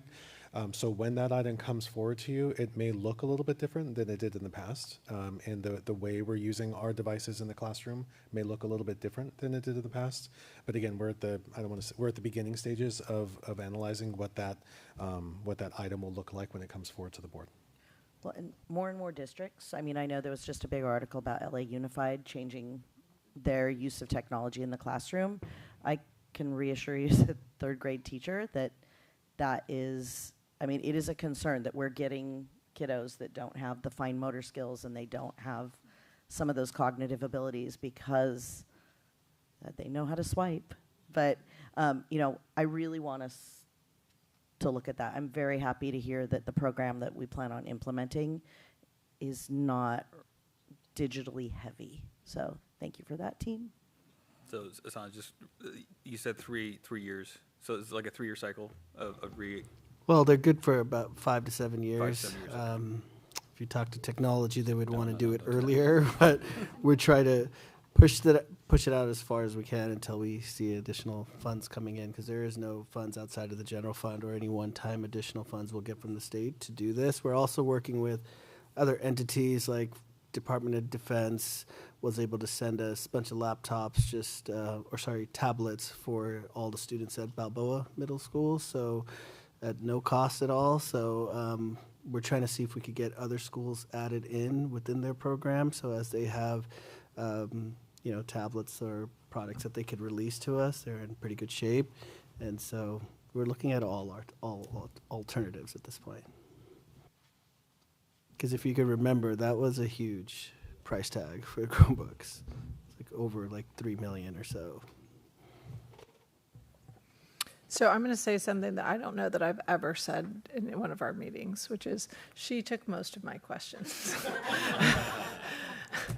Literally, I really all the things I had written down, Shannon has covered, but I do want to just reiterate the technology aspect, because it is something that, especially as we look at tighter budgets, I have concerns if we're adopting curriculum that is so technology centered, not only because I don't think it's good for kids, but also because we can't afford it, right? So those two things together, if in addition to the $350,000 a year price tag, we're also having to buy more iPads or more Chromebooks, that becomes unsustainable for us. The only question that I didn't feel was answered was for our English learners who are not Spanish speaking. So we have a large Arabic community, right? We have some Russian speakers.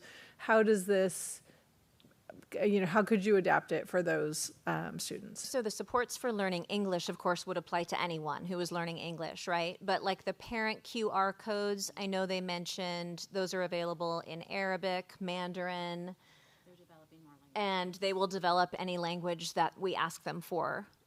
They said that. We discussed that at the meeting, and I know we mentioned our second biggest population is Arabic, and that's all ready to go for parents.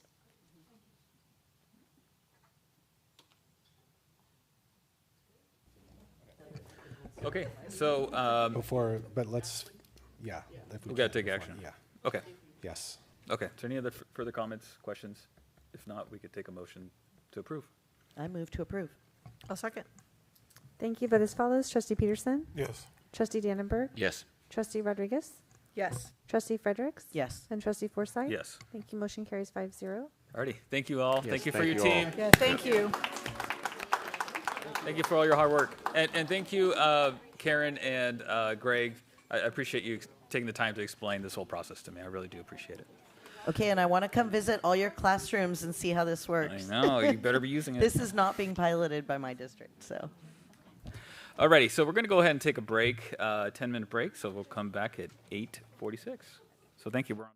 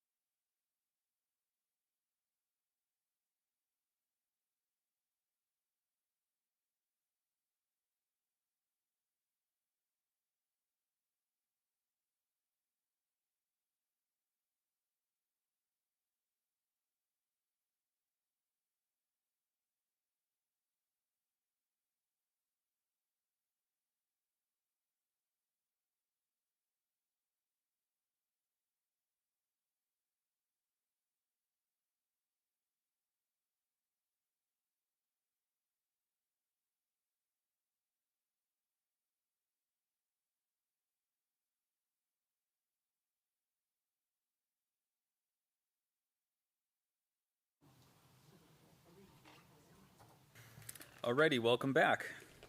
So next up is our consideration for review of the K-12 schools and, adult education and comprehensive school safety plans for the 2026-27 school year. First read. Dr. Castro. Thank you, President Forsyth. Dr. Bayless. Yeah, thank you. This is our annual school safety plans that are signed off and assembled by our school site councils, individually at the sites, with the support from our student services team in partnership with Ventura Police Department and the Fire Department. And so these safety plans, they are, of course, comprehensive, as the name implies, and they're available. They're posted in kind of a redacted form to provide for some protection for sensitive safety features of our schools. But I'm pleased to bring these before you, and just a thanks to our school site councils and all the work that they do, and our student services team to assemble these each year. Sorry, just a point of clarification. On the amended agenda, I had a 16A1 and 2 and B1 before this, that it was moved before this item. Did we? No, we had to after. After. I think there was a misspeak or we misspoken. Sorry.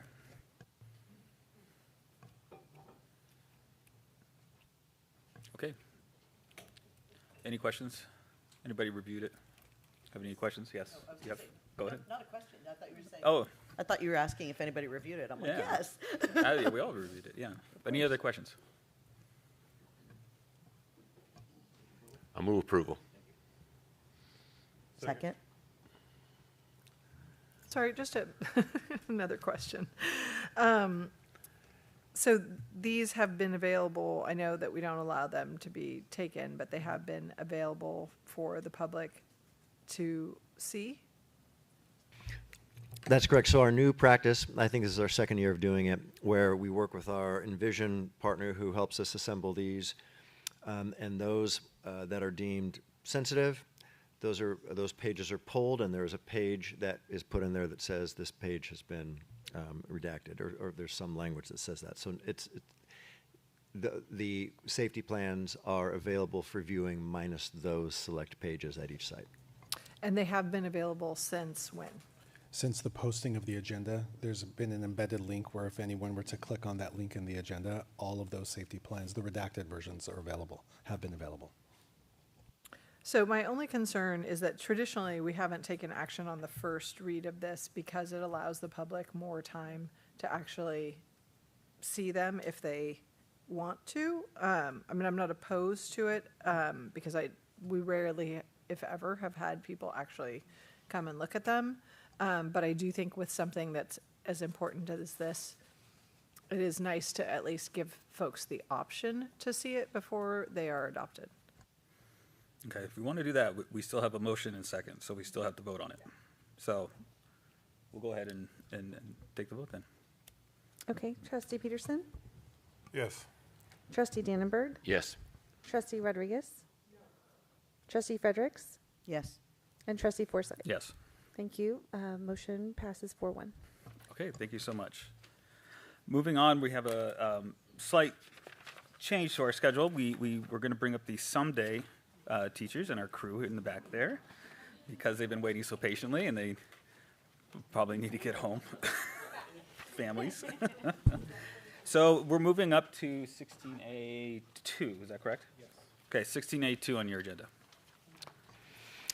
Thank you very much, President Forsythe. Before I introduce Karen and Annie once again, who are going to introduce a new team, I just want to provide a little bit of background on this presentation. So Deja will also be a part of this presentation. So even though this is a recommendation for the adoption of Sunday Early Literacy Supplemental Curriculum Program for elementary, I want to put it in the context of how it got here. It's getting to you as a result of data analysis, as a result of program evaluation, and that's what had been requested by the board for IXL, when at roughly the same time last year we brought to you the request to implement IXL. So Embedded somewhere in here, Deidre's going to have the chance to tell you about what we've learned with IXL, and also how we're going to adjust our work with IXL to maximize the benefits and to also decrease the contract to make room for this cost-neutral proposal before you. Just before you start. So we skipped over D1. Yes, during the break in consultation with the president, we are moved past the LCAP. We will come back to that, so because we had the teachers waiting for the Sunday presentation. Okay, I just think that if the public saw us take that action, Yes. that we should publicly state that we're changing the order again. That's correct, yeah. So we had moved a group of 3 items, the LCAP, the Sunday presentation, and the budget forward to take place after the CSSP action item. Thank you. All right. I'm back. Thank you. So we're going to talk about Sunday Foundational Skills Literacy Supplement Curriculum. What is Sunday? It's from Imagine Learning, so you might see that somewhere in the title. That's the company that produces it, but it's called Sunday. It's a structured, sequential, multisensory, Orton-Gillingham-based foundational literacy program based on the science of reading that provides 20-minute daily lessons in phonemic awareness, phonics, spelling, morphology, syllabication, fluency, and sight word recognition, depending upon where that's hit in the standards for each grade level. The program is designed for easy daily implementation and provides explicit, systematic instruction in the foundational skills necessary for reading success in the classroom and as part of the multi-tiered systems of support, or MTSS program, we have. It is not a comprehensive language arts curriculum.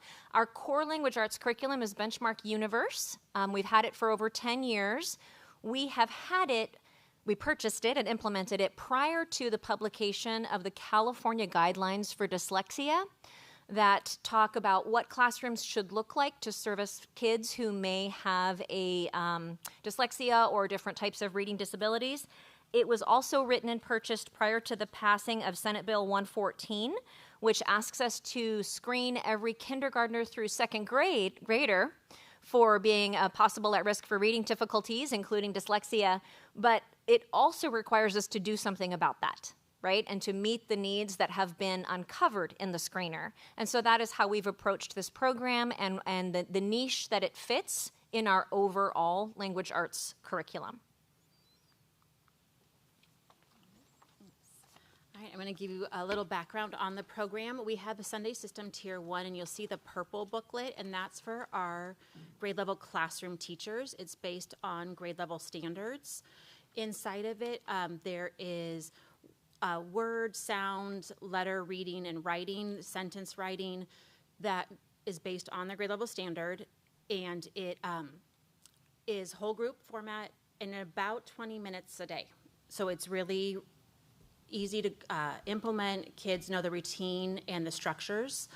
The part that complements that is the Sunday LPL, which is Let's Play Learn, which is our pre-reading skills. Sunday System 1, which is what most of elementary lives in, an intervention and resource, which is our beginning CVC words like consonant, vowel, consonant with cat, bat, and it moves up through about 3rd grade standards. And Sunday System 2 moves on from there. Those provide more detailed lessons. They're more in-depth, more opportunities for practice. So if a student needs more repetition, it's provided in this system. And then so that small group is still 20-minute lesson. Sorry, what? That small group is a 20-minute lesson. This is a little bit, you'd rush it, about 30 to 40 minutes in a small group. Mm-hmm. Yeah. And with this, we have how it fits in is with Amira. So with Amira as our reading screener, there's different categories that were set forth by the state to look at, and Sunday addresses all of those. So you have phonemic awareness involved, you have language comprehension, and you have your phonics and foundational skills. It's CRLP. Almost all of our primary teachers have now been trained in structured literacy through CRLP. And with this Sunday, the end of the week has a mastery check. So instead of our traditional spelling test, it's a mastery check based on the skill that they're using that week, and they spiral in skills from previous weeks. So it's not just a list that you memorize, but you're working on the skill and you have the words to see how the student is embedding that in their test. And you can use those to help inform your CRLP groups to see where you need to either extend or remediate.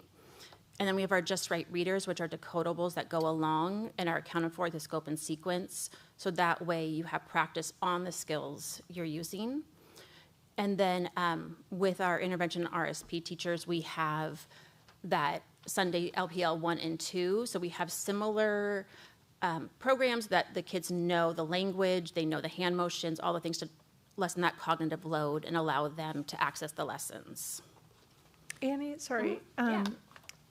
So benchmark was mentioned. Yes. So where does that fit in this?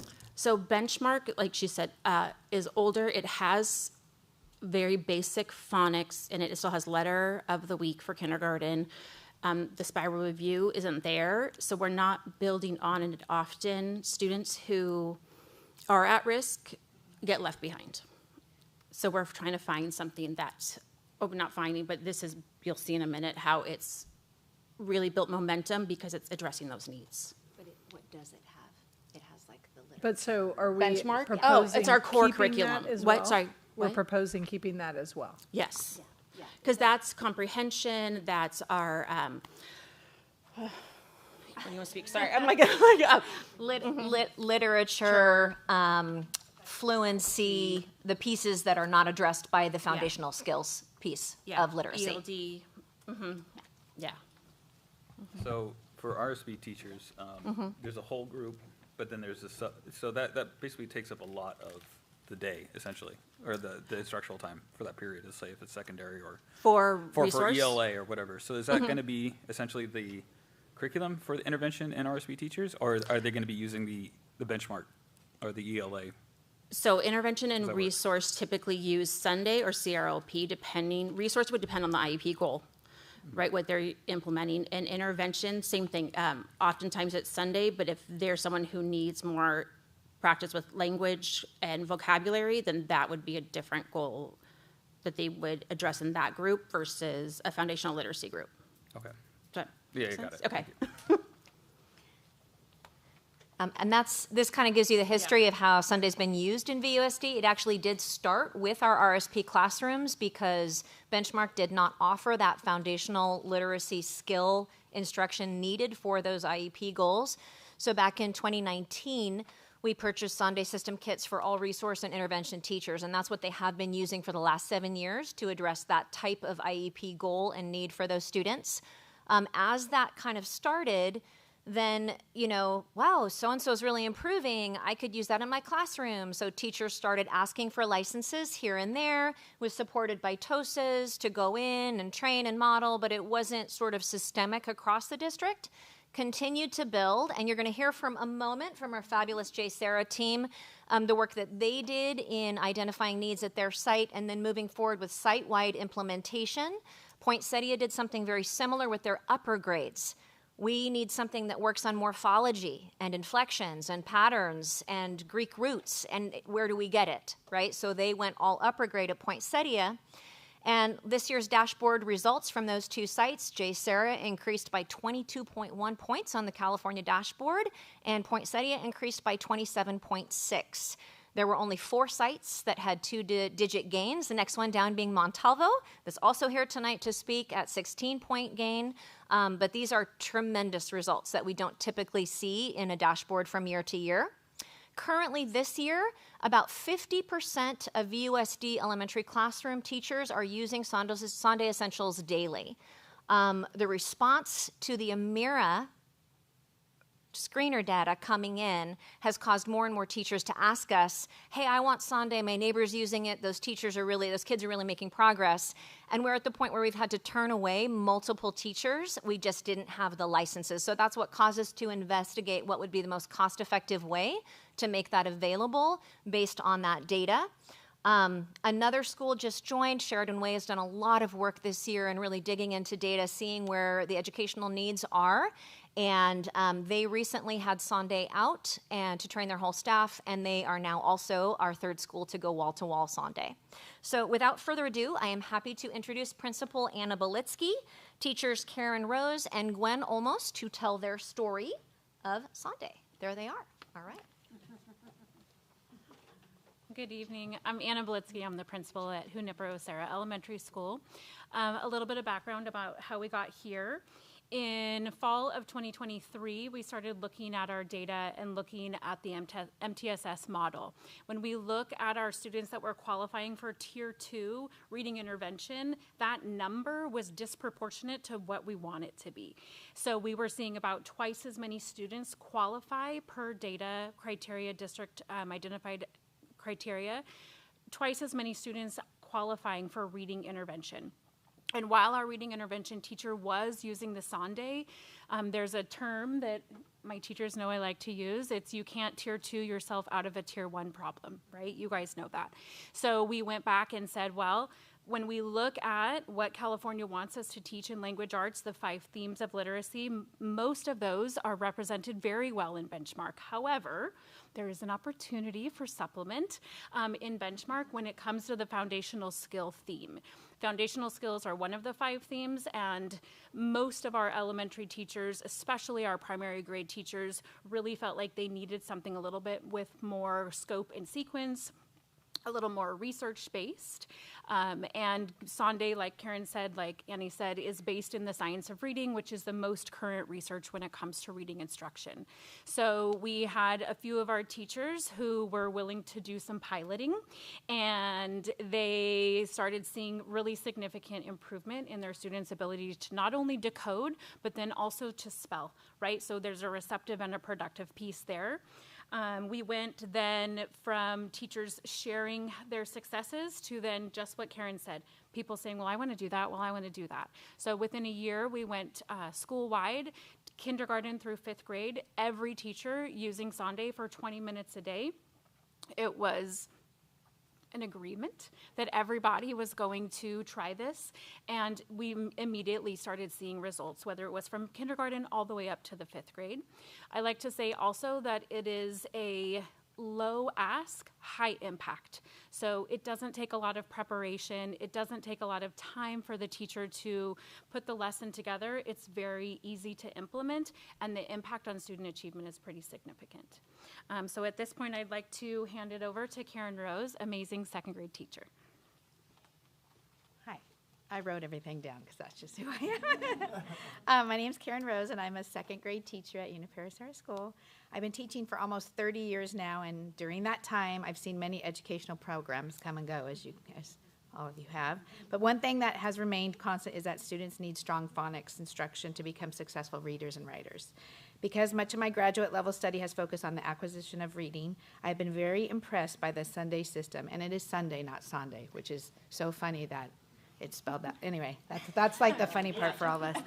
And the result I've seen in my classroom has been fabulous. This upcoming year will be actually my 4th year using Sunday, because I was one of those that was at a meeting. I was like, I want to try that.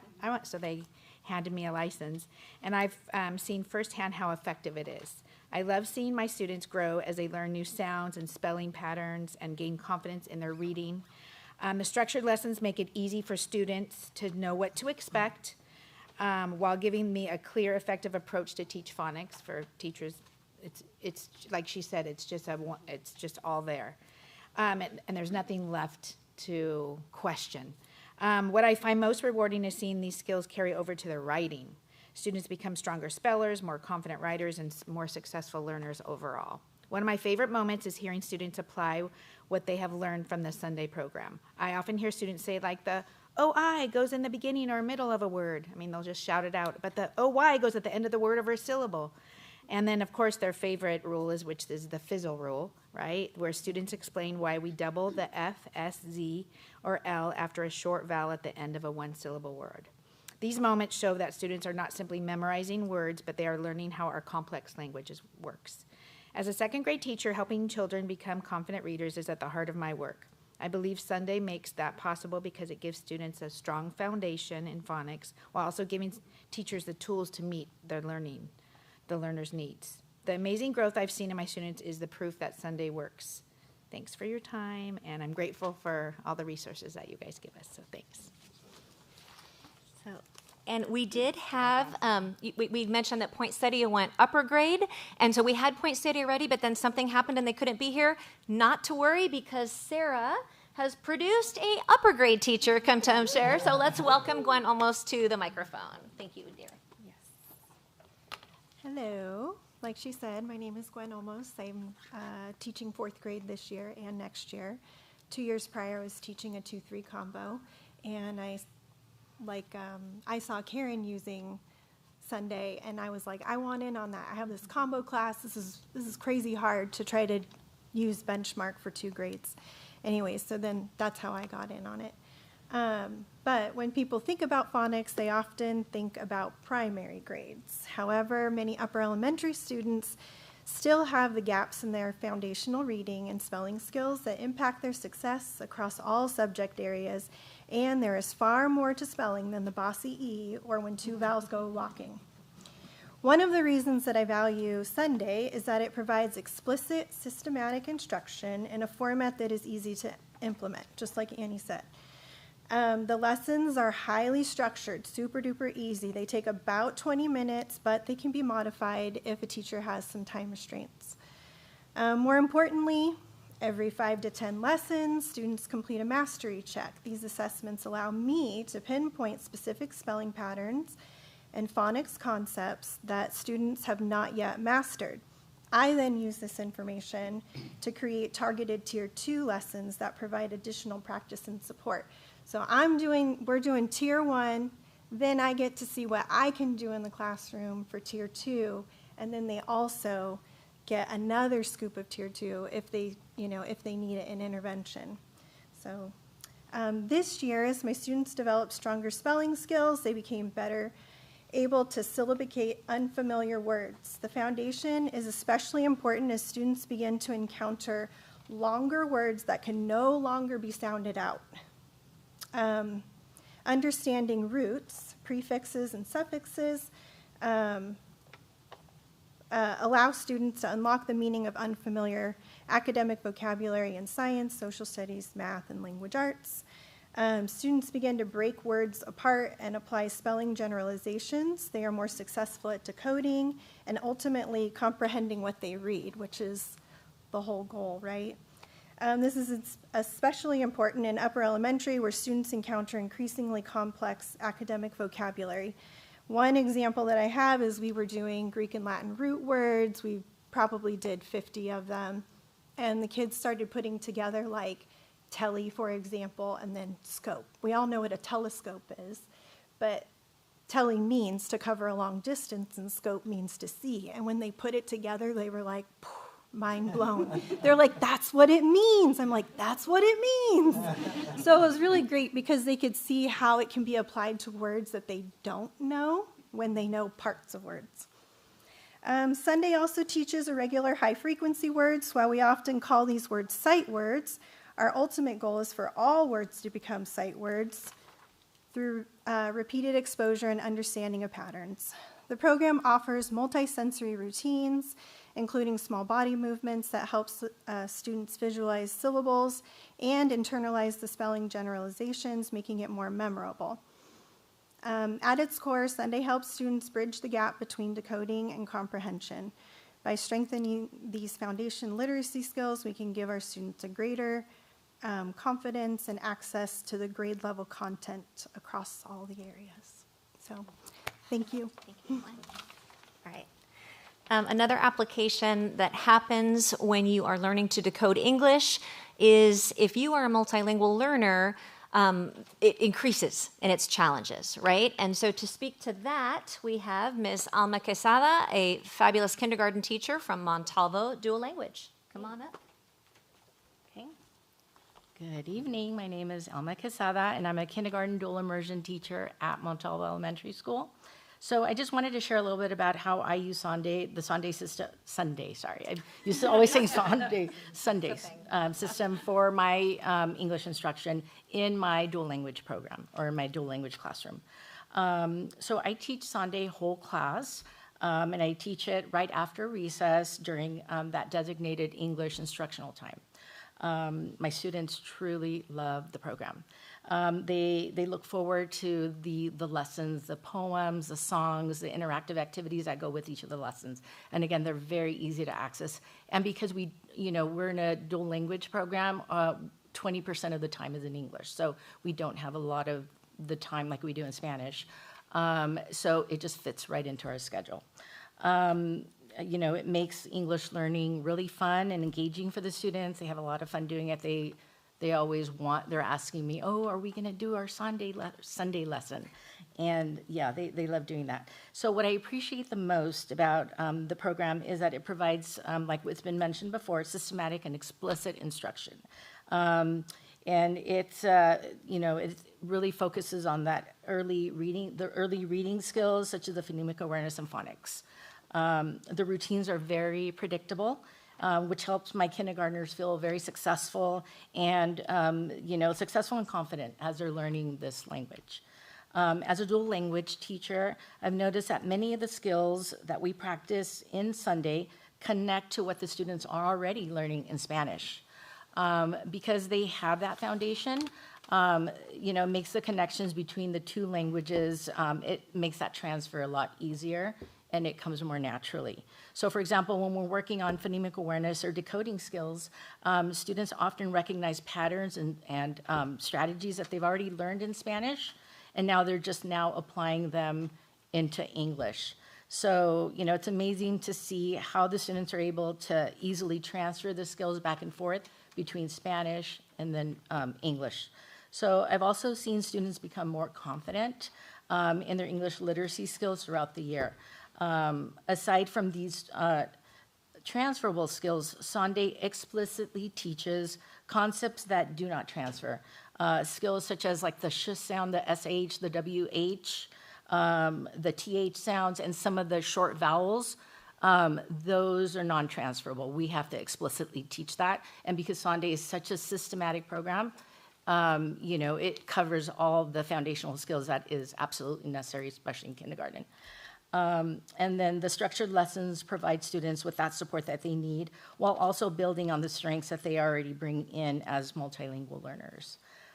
So overall, I would say that Sunday has been a very useful tool in helping support my English instruction and ensure that our dual language and multilingual students receive that strong, systematic instruction in foundational reading skills while continuing to develop as bilingual learners. And as we're, heading in dual immersion, we're heading towards our biliteracy, where our English has to be just as strong as our Spanish. So, and this program really provides that strong foundation to make that happen. So we're equally as strong in both languages. Before we move on, does the board have any questions?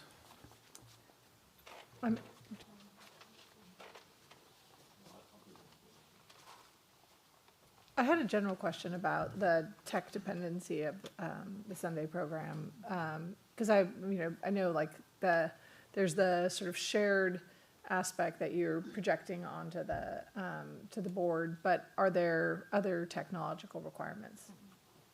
No, so it's just the stuff that's projected onto the smart board. You can, students they can either use the fancy book, where they would just write pencil paper, or you can use a sheet of paper, you can use whiteboards, you can use the desks that we can write on, anything that they can write with, but no other tech.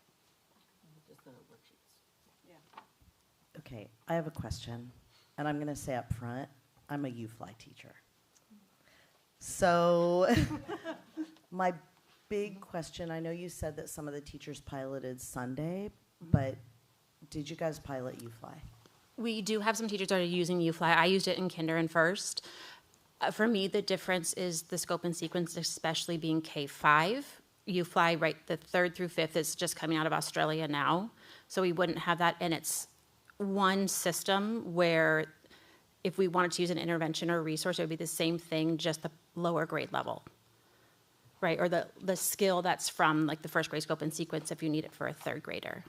So it doesn't span all the grades, and it's more of like, I think it's ESSA Tier 1, where this is ESSA Tier 2, so that's the difference.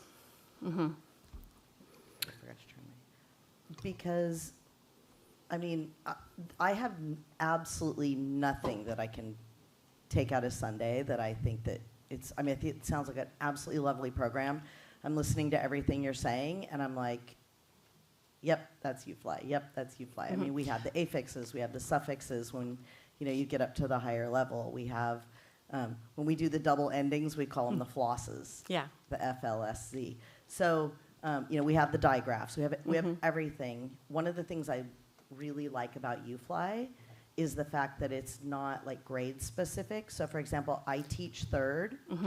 Last year I started at like lesson 45 because my students were, I take the lower group who need that extra dip, and so I started at 45. This year my students were incredibly low.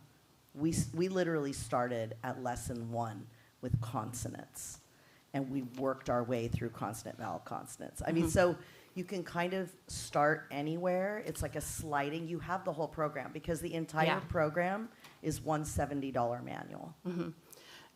And that includes the games, that includes the reading passages. So this is a huge expense. And I haven't been able to see it. I would love to be able to actually get my hands on it and manipulate it before we come to a vote, because I just want to be able to understand what makes this worth the cost. Yeah, and I think that is actually a nice segue to our next set of slides here. And we really respect that concern, and that's why we wanted to offer this segue. So I think first and foremost, Trustee Frederickson and board, we have seen significant positive results from Sunday. So that's the reason why we're here. And we are also here because we're getting increased requests from teachers. We have significant increases happening from teachers and sites that have gone wall to wall on their own. And so that's the sort of the program evaluation. That's the data piece that we are saying, well, this isn't just a new shiny object that we want to try. We do have a gap. We have a gap in our existing curriculum that we have a responsibility to fill. But we're really fortunate that we have something in-house that has been tried now for 4 years that we've seen significant growth on. So just want to take a moment to turn this over to Deidre, and that's our segue here briefly before we come back to, again, the cost neutral ask, and I respect the fact that it's still a significant expense, regardless of whether or not we can sort of make it cost neutral by reducing in some other areas. But IXL was something that we came to you and said, we have a need. And we have tried it, we've piloted it, and we have teachers that have said, this is really working for us in math. So we want to just briefly come back to you and tell you where we're at now after a purchase, after a year of implementing IXL. Sorry, if I could just pause you for 1 second. So, I mean, we're skipping over to IXL, but I don't know if my question was really answered about, like, what is justifying. I know you're going to say it's cost neutral because I've seen the slide.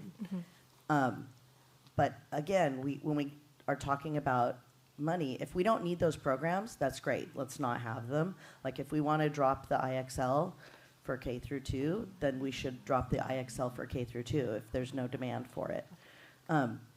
But I don't know that automatically justifies the cost of Sunday if there is an equally successful alternative.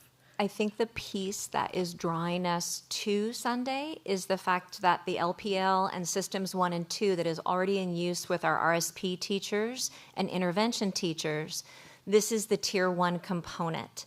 So all of that feeds into the student is receiving grade level instruction and foundational skills that is then cohesive with the support piece that they're receiving in Tier 2 and Tier 3. It's the same systems, it's the same routines, it's the same vocabulary between all of that instruction. So I think it's that cohesive piece across our MTS system that is drawing us to Sunday particularly. because our RSP and intervention teachers have now been using this for 7 years, since 2019. They're experts, they've been trained, their students are making progress with it. So it's that remaining piece for a cohesive program that I think we're drawn to, perhaps more than the other program. So then do all of the RSP teachers use Sunday? Yes. It's across the, okay. Yes. And SDC. Okay. And all of SDC as well, and all of our intervention teachers as well at all 17 sites. Okay, that's good to know. Thank you. Okay, well, you've seen the slides, but I will share a little bit about what we've discovered in using IXL this year.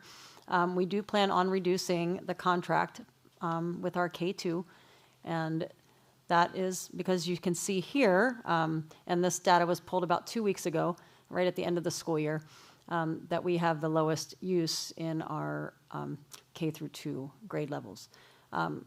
I did get a couple reach out begging to keep it, but we are not keeping it for those couple schools who found success. Our students in the I guess halfway through the year, when we did a little brief update, they were doing about 13 questions per week. They have now moved to the 17 question range, which IXL shares in their evidence and research that at 15 questions is where we start to see real improvement from our students. And so one of the first teachers to reach out to me was Dr. Amanda Lynch from Data, who spoke last year when we finished the pilot. And she wanted to specifically share some data from a co-teaching class that she taught, a fifth period English class with Leanne Atkinson. And they had 31 students in that class. And so she was just super excited about this data and just couldn't wait to share it with Greg and I. And so just for the people watching, and you may not know how IXL data is read, that first column that says pre and post, on that first row, that represents one of the students in that class. Their diagnostic was a 130, which means first grade, third month. And then they, in the post, they were up to third grade. So that's how to read that data. And you can see in her just little snapshot of these 31 students, I obviously couldn't go over everyone, that the majority of the students in this co-taught English class did improve. In fact, 75% of the class had above a 1-year growth. 50% of the class went up 2 or more grades, and every single student improved by at least a half a grade level. Just so, again, I'm not a teacher, so like all of this is a lot harder to keep straight. So we're using benchmark. We're using for ELA. Only in elementary are we using benchmark, not for the data you see in front of you. No. Right, but we're also using IXL.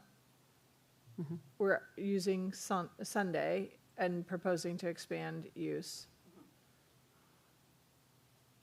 Yes, but they do different things. Oh, sorry.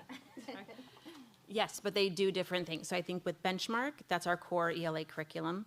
So that, and SLA too, but that's our core curriculum. And then Sunday would be the component to supplement the phonics and foundational skills within that. And then IXL is another supplemental, which I see like in group rotations and for math and other things in elementary. Right.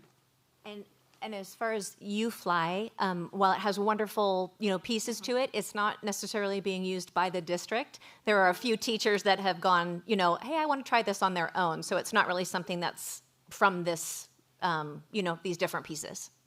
Yeah, no, because one of the things I've asked Dr. Castro for, and I actually was looking for it in preparation for this meeting, but I couldn't find it. I think it was sent out a couple of weeks ago, was the list of all the different curriculums that we are using, where we're using them, how we're using them, and their price tags, right? Because one of the things that, and I do appreciate the data on like how many minutes are being used, but what becomes challenging for us, maybe less so for my colleagues who are teachers, right? But like what's hard is we're making purchases, we're making investments in these things. It's very difficult to judge what is the actual benefit of those things, right? Like in terms of, how adopted is it? Because we just approved IXL, and now you're saying, well, but actually, turns out nobody's using it K2, which I think it's fine if it's not a good tool. Like, we shouldn't be forcing people to use it, but those kinds of circlebacks and decisions don't always happen in a timely fashion. And so for us, I'll just say for me, right, it becomes very difficult to know, okay, well, we're spending this to get this. Here's the outcome. Is it worth it? Right? And I don't think so I appreciated the it's cost neutral analysis, but really, if those other tools aren't working, we shouldn't be using them, whether or not we adopt an expanded I very much Sunday. hope that the next slide addresses some of those concerns. But were you done? Yeah. Yeah, the process that you described is sort of the process that we're trying to reflect and conform to here. Is that we asked for a supplemental supportive curriculum. Here's how it's worked out. Here's how we're adjusting it. Here's where we're finding significant success with it. Here's where we're not, and here's where we're adjusting that contract. Here's a remaining gap that we have as a result of our sort of global core curriculum, our diet. We still need some prescription medication to fill in these gaps for these struggling readers, and we think we have an answer here, and it happens to be something that has evidence within our own system. So that we are trying to do what you said, and I'm sorry if it's not as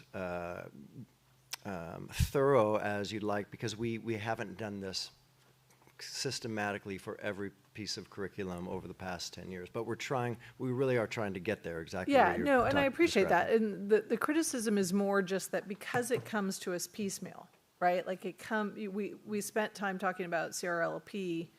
I want to say it was a year ago, right? Like a while ago, right? Again, I'm not an educator, so I'm not going to necessarily remember exactly what it's supposed to do and how we're supposed to be using it. And so it's really helpful if when we have these conversations, we can have the whole framework, right? And that you had a slide at the beginning that had like the different pieces, but it didn't actually say what they do, right? So it was like, oh, here's how this relates to those things, but it didn't actually. So anyway, just feedback for the future when we have these conversations again. I think having the whole context all at one time is really helpful for those of us who are not in a classroom.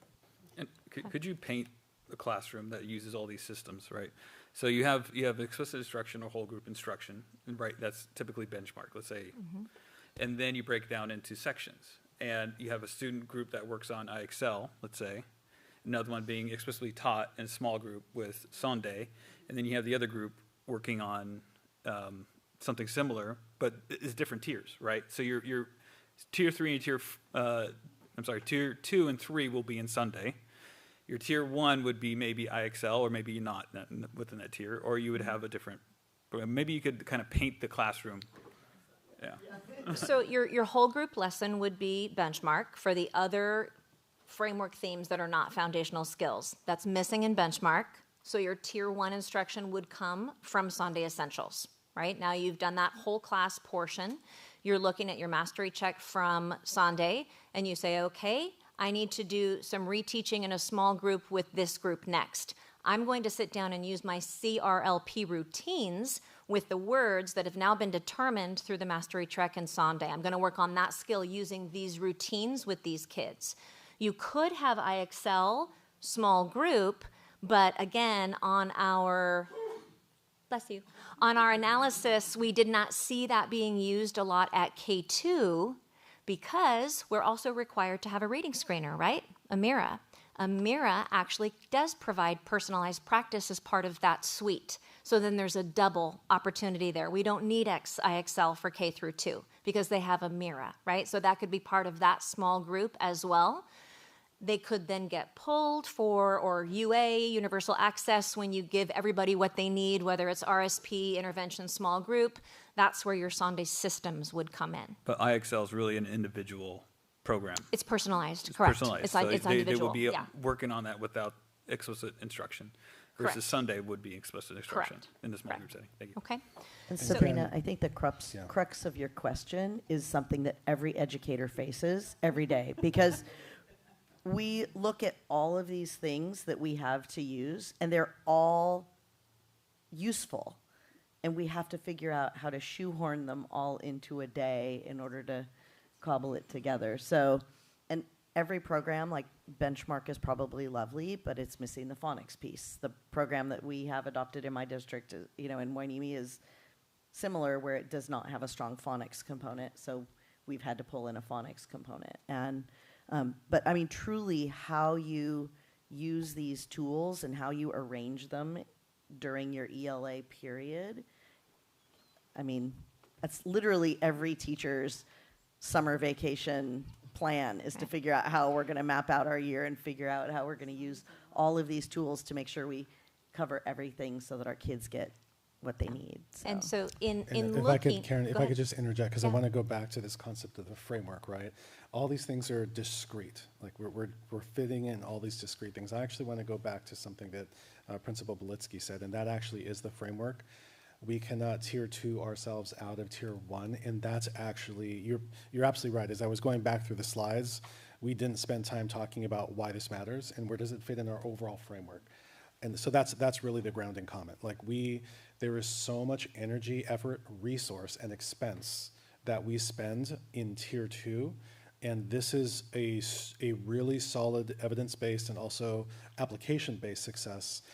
And I want to build on Trustee Frederick's comments, and feel free to jump in, teachers. One of the things that we try to do is to give our teachers the ability to have those tools that are the just right tools, so that way they don't feel like, well, I can't help this kid in my class, therefore the only place for them to get the help is in that tier 2 intervention. And this is one of those connective pieces that allows us to get at some of those really important skills where a student needs it, they just have a gap, they have a hole, and giving the teachers the ability to have a skill set that can happen in a tier 1 instruction environment within the typical classroom. Overall, that overall framework of then, although we're looking at costs here, and yes, these are cost neutral in the way that we framed it, there's another entirely different set of costs, which is the cost of tier 2 and then ultimately tier 3. If we don't address these skill sets, then oftentimes the next thing after that tier 2 intervention, if we've delayed it or we can't give the kid enough of what they need when they need it in that grade level, is ultimately a referral for special education services. And so that's the overall framework, and feel free to fill in anywhere along there. Yeah. Yes. And so when we looked at how our literacy initiative, our LCAP goal of improving early literacy is going overall, that's actually what we did, to see how all these pieces would fit into a classroom structure and what's happening with each child. Right? So we've seen that there's a need for that tier 1 foundational skills that cohesively supports what's happening in tier 2 and tier 3, right? So we need to say, we're not in times to spend more money. Let's really take a hard look at all of these things. So IXL, for example, we had low use in K2. With the purchase of the new math program and the Amira personalized practice available to those teachers, if they choose to use technology for personalized practice, that is available to them. So that's $60,000 we can take off right there. We talked about California Reading and Literature Project last year and then again this year, because the purpose of it is to train teachers in the science of reading. We've done that. It's been a success. Nearly all of our teachers have been trained. We did budget. We reduced it again. We still have $100,000 budgeted to make sure that every new teacher coming in, every change of grade level, any remaining people that we haven't scooped up get training. But in addition to that, each elementary school site has a literacy leader that is leading literacy at that site, aptly named, and they work once a month with CRLP and with our TOSAs. So the remainder of that money is to continue that initiative and continue to build the capacity of our own teachers. So it should be, if it's working, reduced every year in cost. That was the purpose of that initiative, and it has been successful. Just Right Readers was to provide decodable. Yeah. 1 second before you jump off of CRLP. So I did have a question about this. So we have our literacy leaders. Mm-hmm. Do they get paid like an hourly for their work? They do. They get paid hourly, and then they also get subbed out a few days a year to model each other's lessons, do classroom walkthroughs, help other teachers, pretty much whatever it is that site can benefit from. Okay, perfect. Thank you. That's the majority of that clarify cost. something for me when it says discontinue IXL for grades K through 2 due to low use. Is that because it wasn't working, or people just didn't use it? We didn't see, it's because we didn't see a lot of use. We didn't see enough use to say this, wow, this is something teachers really think is valuable for their classroom. And then when compared that you could fulfill that function with other online platforms, there's no need for it. So if teachers don't use Sunday, we're just not going to use it anymore? Like when you're saying low use, is it because they're choosing not to implement it, or? Yes, there was not a requirement in grades K through 2 to use IXL. It was made available to them this year, but it didn't take off. Probably some of the technology, concerns that we've talked about, so we did not see use there. The opposite with Sunday is we see increasing use and teachers asking for licenses that we've then had to turn away. Because I think I remember excitement about IXL, right? Exactly. And it seems like, just listening to the conversation, it just seems like if we spend money to have a program, then the program should be used. If it's not worth it, then we shouldn't have it anymore at all. And I don't want to see the same thing happen with Sunday, where we say, oh, this is great, because I remember the IXL conversation, and I'm not a teacher either, but I don't want to continue jumping from thing to thing if we got excited about it and people just chose not to use it, and then we spend money on something else, then the same thing can happen, and we just keep rolling over doing different programs because it's something new and we're excited about it, but we're spending $60,000, $80,000, $90,000, $100,000 each time. Well, I agree with Calvin to the fact that Sunday is I'm Sunday trained. I've done it before.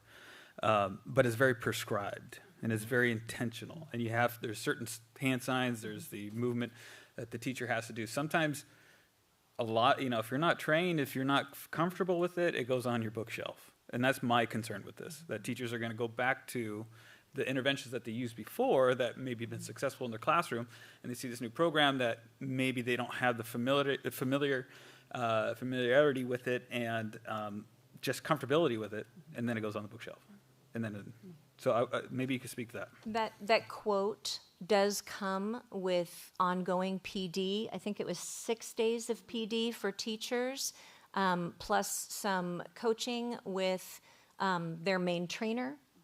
She came out and did some training. Our own teachers have done training. Gwen did some training at our in-service day that was well attended, and teachers have been asking for access to the program. I'm sure, as with all implementations, there's going to be maybe a few who are thinking, what is this new thing?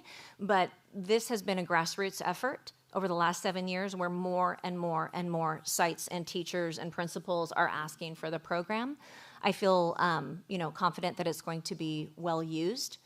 I don't know if you wanted to speak to the usage patterns in IXL. We see a lot of heavy use and a lot of good outcomes in multiple other grades. But in looking at the K2 with the redundancy of Amira and whatever math program we ended up with, we didn't feel that it was a viable cost to continue when teachers had that same opportunity with other programs available to them that they didn't have last year.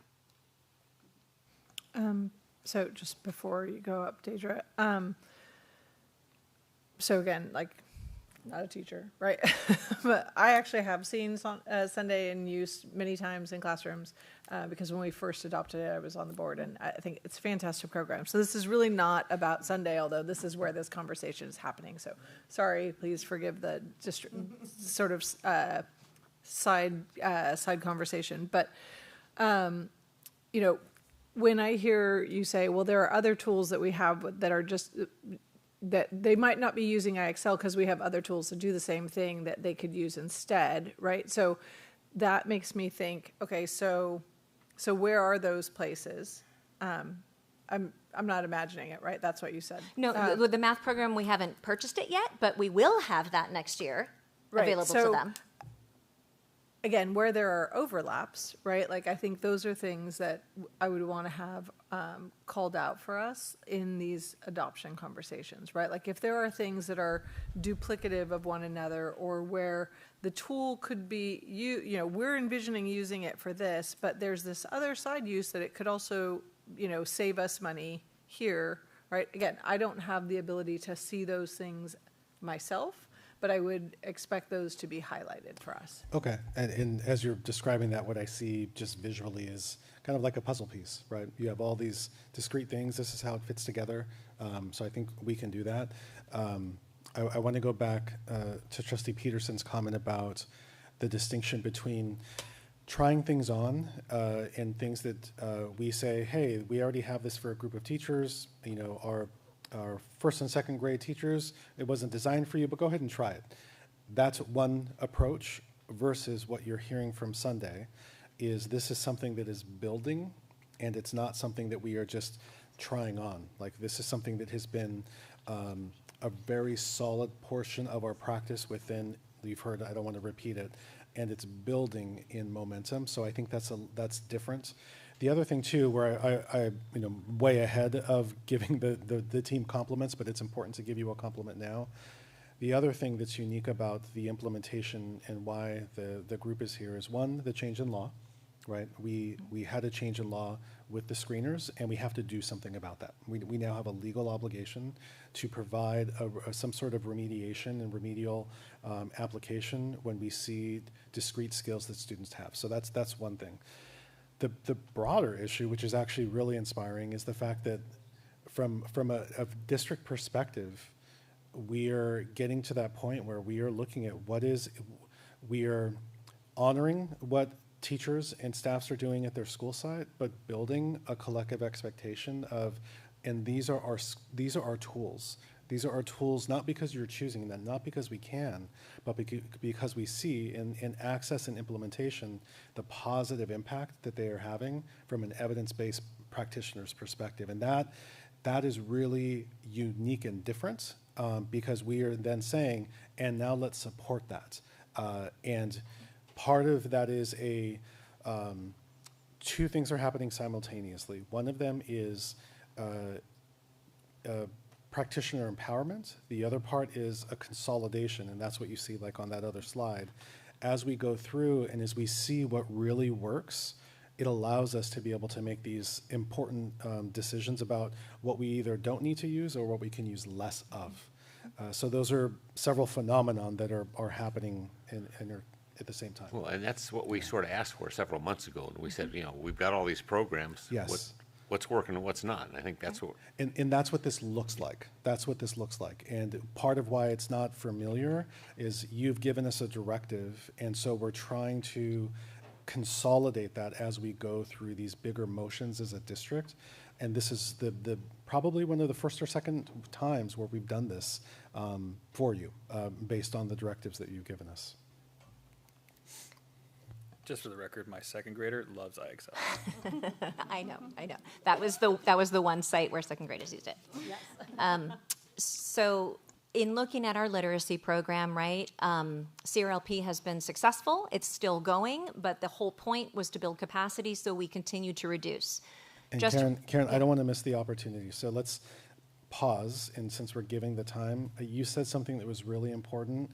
We can't see the jigsaw because the jigsaw doesn't exist right now, but you said something important. What function does CRLP do? And you said that it is getting our teachers trained in the science of reading. Correct. And so right.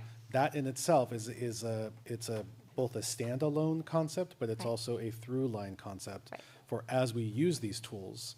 Our teachers need to be trained on the science of reading to be able to be expert practitioners in which tools and to what degree. So if you can just share a little bit about that. So once you've implemented your Sunday lesson, you do the mastery check and you realize that this group of kids needs some sort of reteaching. They're not going to go to your intervention. They're not there. They need tier 1 reteaching. Now you have a science of reading backed set of routines and instruction, small group instruction that you can deliver right in the classroom using those CRLP routines with those Sunday word lists and patterns. And now your Just Right readers come in. Those are decodables based on skills something that Benchmark did not have a wide library for. So the Just Right readers provide our intervention teachers, our classroom teachers with a wide variety of library readers, decodable readers, focused on those skills that can now be used as part of the CRLP routines. We are happy to discontinue that because it's been successful. Everyone has their decodables available to them now. Okay, sorry. So while I don't necessarily understand all the curriculum uses, I do largely understand dollars. So I guess when we talk about like cost neutrality, one of the things when I first saw this slide when I was preparing for the meeting, right, was, okay, so if we were not adopting this, would we have spent these dollars? Like, because typically if you talk about cost neutrality, right, it's like, well, instead of spending this money that we were gonna spend, now we're gonna spend this other thing. But to me, like, if we have filled out our libraries with Just Right readers, we would not have, right? I'm assuming we were not projecting to spend $121,000 on additional Just Right readers if we didn't need No, them. I don't think there's a direct correlation of swap out. It was more, let's look at the whole literacy initiative, see where we are, see which things are working, where we can reduce, discontinue, and be very purposeful in how we put it together. So it wasn't a direct swap out. It was, this is the next step in making all these pieces fit together.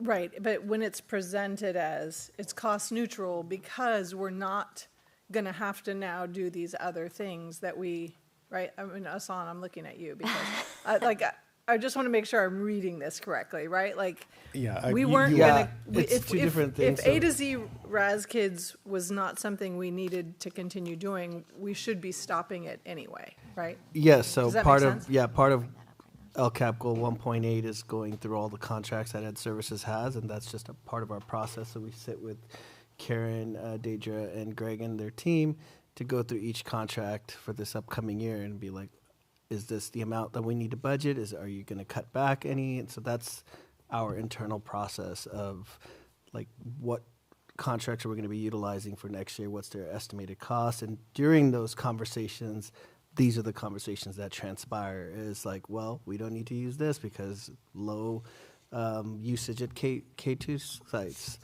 So yes. Are any of these reductions directly a result of Sunday? Sunday would meet the need that RAS isn't filling. So yes, there's some of that. I think my overall thought was comparing total cost and literacy initiative from this year to total cost and literacy initiative of that year. That's where my brain went with it more than a direct swap out. And if I could interject, part of the reason for this approach is because had we not done this, had we just come forward and said, here's the cost, one of the next questions that the board would ask, because you've asked it before, is, well, how much are we spending on these other things and are they working or not? And so again, this is one of the first or second opportunities that we've had to try and combine this, which is why you had the reference to the LCAP. Asan, thanks for explicitly referencing the LCAP. We're not doing that. The other part about how we're framing this as a cost neutral part is we're also not considering the request from teachers to spend more. And that's the other reason that we are framing it in a cost neutral manner. You're right. If we didn't have the request to continue to provide licenses and access and expand that, the way that this would come forward is none of this would be here. We would just say, we're not doing this. But what we were trying to also be responsive to is feeding both the energy and the focus on our literacy initiative with things that work, as opposed to doing some things that, although may have an impact, we're not seeing the impact that we've seen with practitioners using this particular tool set. Having pieces of those things that purposely feed into each other, right? So that it's a cohesive effort and really looking, does this piece of this really drive forward our initiative and play nicely with all the other pieces, right? That was the other thing that we really looked at. So moving down, A to Z RAS Kids was to provide upper grades with reading materials to address some of those fluency pieces, and we didn't really see the results that we wanted. We feel far more confident in the 3 through 5 Sunday lessons that it will increase those access to those upper grade foundational skills. The NWEA licenses are MAP licenses, and that was just a careful comb through to look and see, did we need extra licenses for SDC with declining enrollment? Could we just make sure everything work off the one contract? So we shaved a little bit off there. And then handwriting without tears and step up to writing, that's another piece that Benchmark is not strong in, is the writing instruction. Teachers asked for that. We invested in that last year. Every classroom has been outfitted with that now. So we are able to reduce that spending quite a bit for this year because we've already purchased the teacher materials. There'll be a few consumables to maintain, but the main cost will be reduced. When all of that is put together, that's a reduction in spending on our literacy initiative for $350,650. So our recommendation is to purchase and implement Sunday at all sites for all grades, tiers 1, 2, and 3, which would cost $168,697 for next year. The other piece of this is that this year, VUSD spent $115,610 on Sunday. If we continue to piecemeal and say, oh, can we get 12 more licenses? This site asked over here. Could we get a bargain? This site wants to go site-wide. Could you throw in some PD for us? It's much more cost-effective and a lower cost overall to purchase district-wide than it is to continue to piecemeal up to that 65, 75, 85, 95% as it continues to grow. So our recommendation too is enact all proposed reductions and increase Sunday spending by $53,087 in order to ensure district-wide systematic and aligned foundational skills literacy instruction for all students in VUSD K through 5. Okay, I just want a clarifying question here. So are you asking us to commit to 168,000, or are you, because it says in 25, 26. This year we spent already spent that. That's so what we're spending the 115 again plus the 53. Yeah, we're asking to continue the spending that has been happening every year and then to up it by 53,000. And so that's an ongoing cost every year? Yeah, it's ongoing. Which is another thing that UFly doesn't have. So, sorry, just going back to my UFly. They don't have year-over-year costs. You buy the manual, you're done. And that is the contract you're seeing on the 25,000 and over list. Yes, annual. But it's not like a 7-year adoption, it's an annual. It's a supplemental, so it's a 1 year. It should be noted that the state has released a new framework.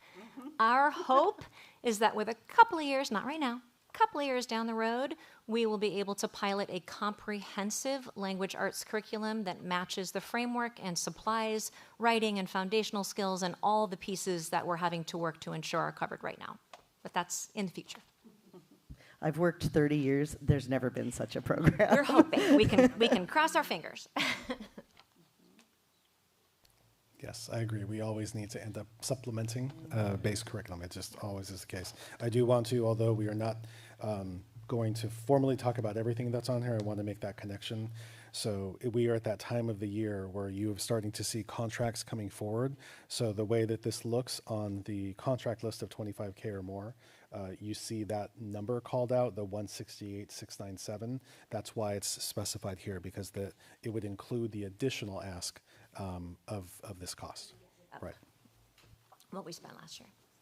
Oh, sorry. I don't have any questions right now, but I did want to just thank you all, first off, for coming in during your summer and sharing all this information.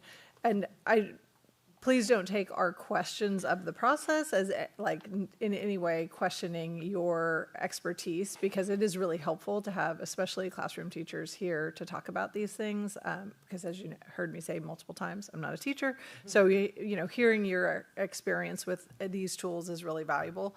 But also because we're in these fiscal times, right? Like we take seriously any expenditure, frankly. So everything is, turned over a couple of times before we make a decision. But I have seen Sunday many times. I think it's great. I don't have any problem with the expenditure. Okay, I had one more question too. So this will be for the other 50% of the district that does not currently have it. Have we done any kind of interest form to know whether or not these other 50% of the teachers are interested in using it. Because like the IXL, we found out after we spent the money Yeah. that K through 2 didn't want it. So I don't, It's through the interest form, like. do you want to speak Yeah. to it? So I hand roster for Sunday right now, so I have a form that they fill out, and we've had to turn people away, and it's been at least 5 to 15 per grade level. So I'd have to compute the exact numbers, but it's quite a few we've had to say, sorry, we're out. So, and we did conduct at our January in-service day, we had Gwen and Michelle who had piloted come, and that was one of the PDs, was to come hear our experience. And we had a packed theater at Buena. We had a lot of question and answer, and we were flooded with teachers asking to try it and wanting licenses. And we said, hang on, we're going to see what we can do for next year. So I don't know that we've done a district-wide form. We could, but I mean, 15 times 6, certainly in the 3 digits, we've been asked and turned away in this T3. I would also just offer that we're beyond the test kitchen phase of this, that we know this works. And so for maybe small groups that might need some additional support to get there, that's our job, is to get them there, because we're not just trying something out. And that's what we're honing in on generally in Ed Services, is we have evidence that these things work. We have test kitchens, we have LCAP initiatives, and we're honing in on what works. And this is now the job. This is who we are, and this is what we do, because it's good for students. So that's a little bit of the difference here. I just want to thank your team. I mean, it's you know, I've used it for tier 2 and tier 3 support and intervention. I think it's great. I think there is a missing piece in the gen ed setting, right, that tier 1. And I think this does fill that gap, that need to bridge that literacy. Because what you said about going from tier 1 to tier 2, yeah, you can't tier 2 your way out of everything. So it's I support it. And just to be clear, is if you remember, we moved this conference item forward to make sure that when the contract came forward, that you had that foundational information. So there's no action needed on this item. Okay, any other questions? Alrighty, thank you all so much. Thank you for all the hard work you're doing. Appreciate you all. And thanks for coming. Go have a great summer. Yeah, go relax. Okay, moving on. We're going to 16A1, which is another conference item. Excuse me, it's the local control and accountability plan, the LCAP. In about 30 minutes, we're going to have to extend the meeting, and then we'll have a conversation about what we want to. It's up to the board. One thing that I think it's important for the board to know, by the end of June, we have a statutory obligation to approve both the LCAP and the budget.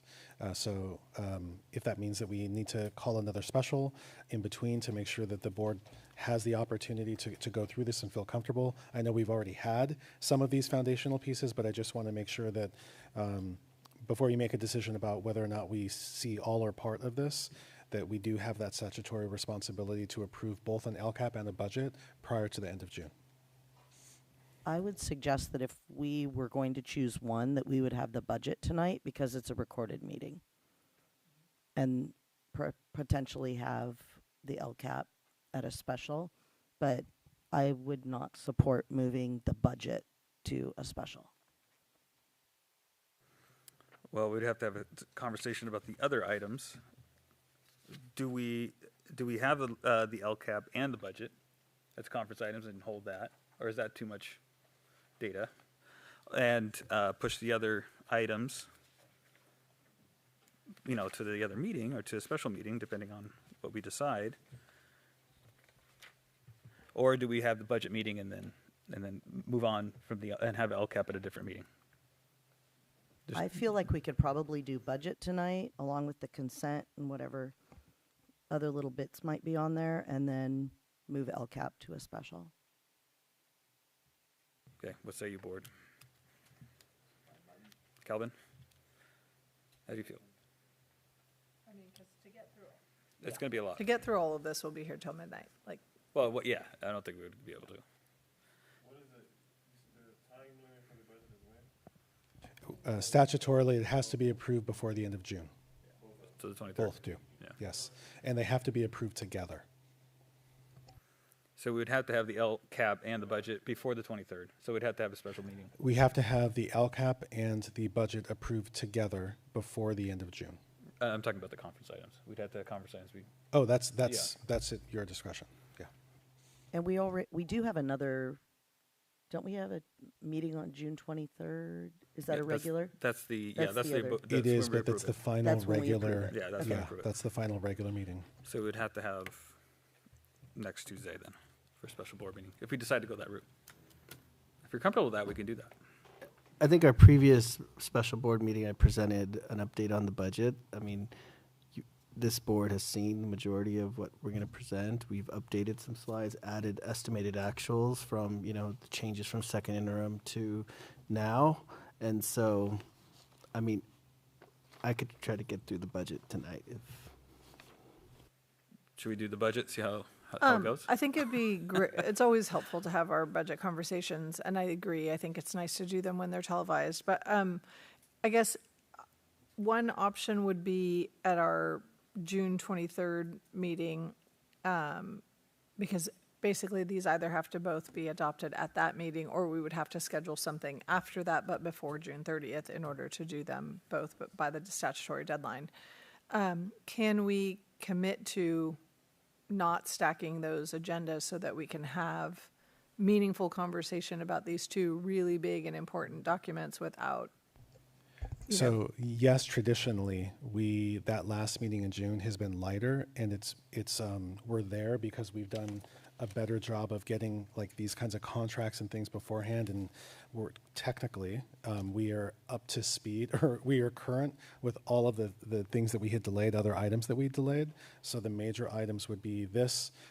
The board would anticipate another round of like contracts that would need to be approved prior to the end of the fiscal year, in anticipation of the 26-27 school year, and there would be a couple of other items, but overall, we would be able to contribute a large amount of time for the LCAP and budget. So Sabrina, you're suggesting we move the LCAP conference item and the budget conference item to the 23rd and just make that meeting. Is that correct? One thing I would propose is that we do those two things and just try to be disciplined about not adding anything else to those meetings that doesn't absolutely have to be there. And then if we cannot reach consensus at that meeting, then we would have to schedule a special meeting to actually take action, right? But that we would have a regular board meeting, so it's televised, where we have, the time to dedicate to a conversation that is really our roadmap forward. Yeah. Right. And it's not at 10 o'clock at night when we're all tired and nobody wants to ask questions because we want to be done. Right. Like, so to me that I just would put that forward as an option. And if I can, before you can continue contemplating, I just want to be clear, regardless of whether the board takes action, both items need to come forward for action on the 23rd. So both would be action items on the 23rd, even if you don't take action. Yeah, and I think it's important to have both of these in the same conversation, the LCAP and the budget. So if we can do that, that sounds great. Do we have to have the conference items and the action items? Are we allowed to have them on the same agenda? Can you say that again? Are we allowed to have the LCAP? Oh, sorry. Are we allowed to have the LCAP and the budget conference items on the same night as we have the LCAP and the budget action? Oh, okay. So that's what I was saying before. When they come forward on the 23rd, they will come forward for action. And that's why we had brought this forward as conference, so that way we could work through any of the feedback, knowing that it has to come forward for action at the end of the month. Next year. Ed Code State is two separate meetings, right? So you're right, Dr. Castro, on the 23rd, it has to be for action. Yes. Yeah, only action, yeah. But we can't have a conference item right before action item. Yeah. Well, I will. We don't have to have a conference. We don't have to take action. We could have okay, I see what you're saying. So we can have a special board meeting. Got it. So let me just rephrase. If the board takes action, they need to take action on both the LCAP and the budget at the same meeting. One or the other doesn't work. In terms of the question about the conference item, Could we have a conference item? Yes, but there won't be a purpose at that meeting to have a conference item because all of that will be presented with the action item, very similar to what we did with the math adoption today. I mean, the slide says per ed code section 42127 and 520620, school districts must hold 2 separate governing board public meetings. The first meeting is a LCAP and budget hearing, which is supposedly tonight, and the second meeting is a LCAP and budget adoption. The LCAP item must precede the budget item at each meeting. So technically, I can't present the budget before the LCAP. Okay, And understood. What I would say to that is that we complied with the statutory requirement of holding the public hearings, and there was no public hearing. So we would feel comfortable and confident then, because then we could comply with the second portion, which is at that item or at that agenda, bringing forward the LCAP before the budget, both for approval. So if it's okay with the board, then we can go ahead and move these 2 items, or maybe just, since it's a conference item, we'll just not skip over it, but we'll just move it to the 23rd. Is that correct?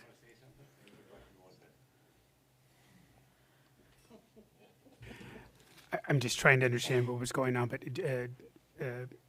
President Forsythe, it would be putting both items on the 23rd, the LCAP first, then the budget for action.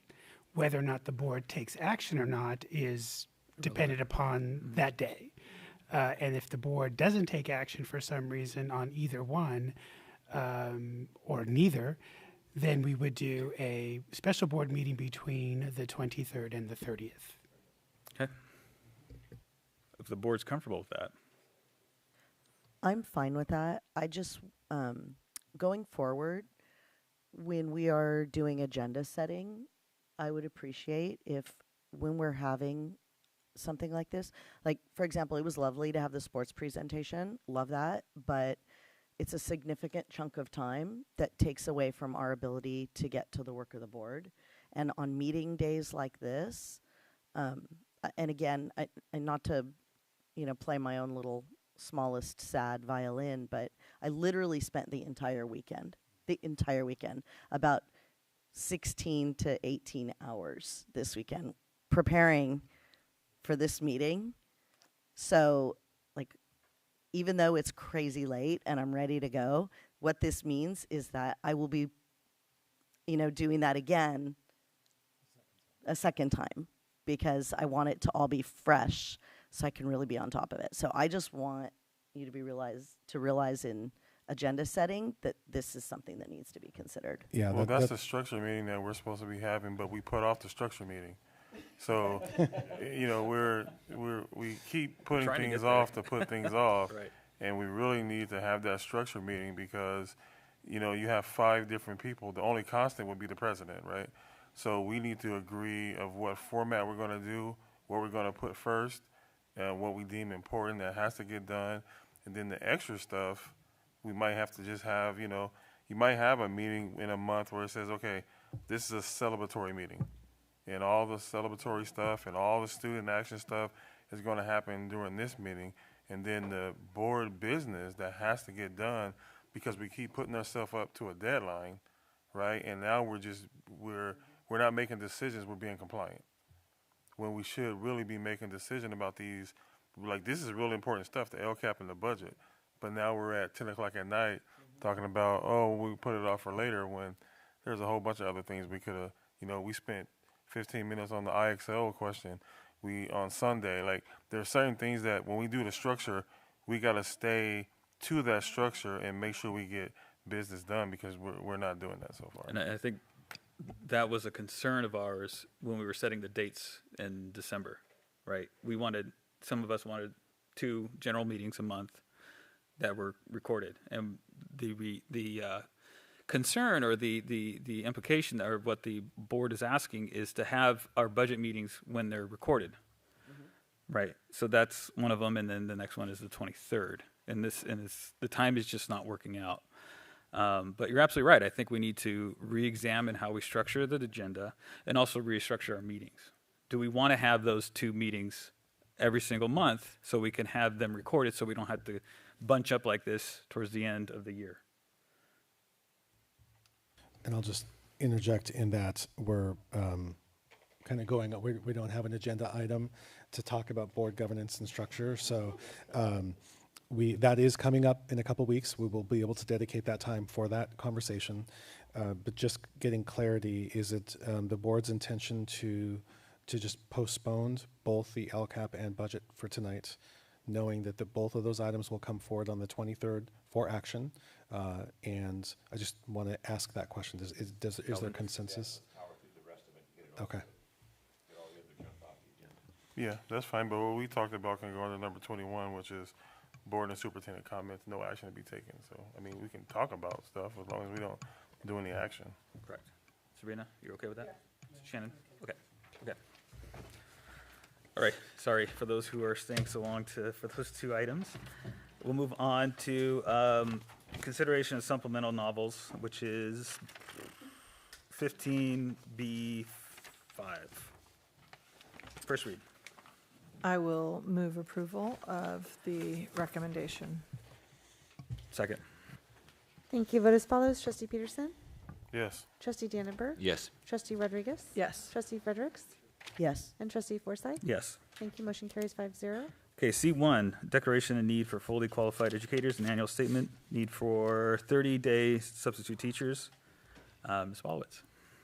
This is routine. We typically bring this to you in June of every school year. Should we have a need for this, if we're not able to recruit, of course, we're recruiting qualified applicants at this time. Our candidate pools have been fairly strong, but as the summer progresses, should we need it, we want to be prepared to be in a position to do so. Okay, if there's no questions, motion? Move approval.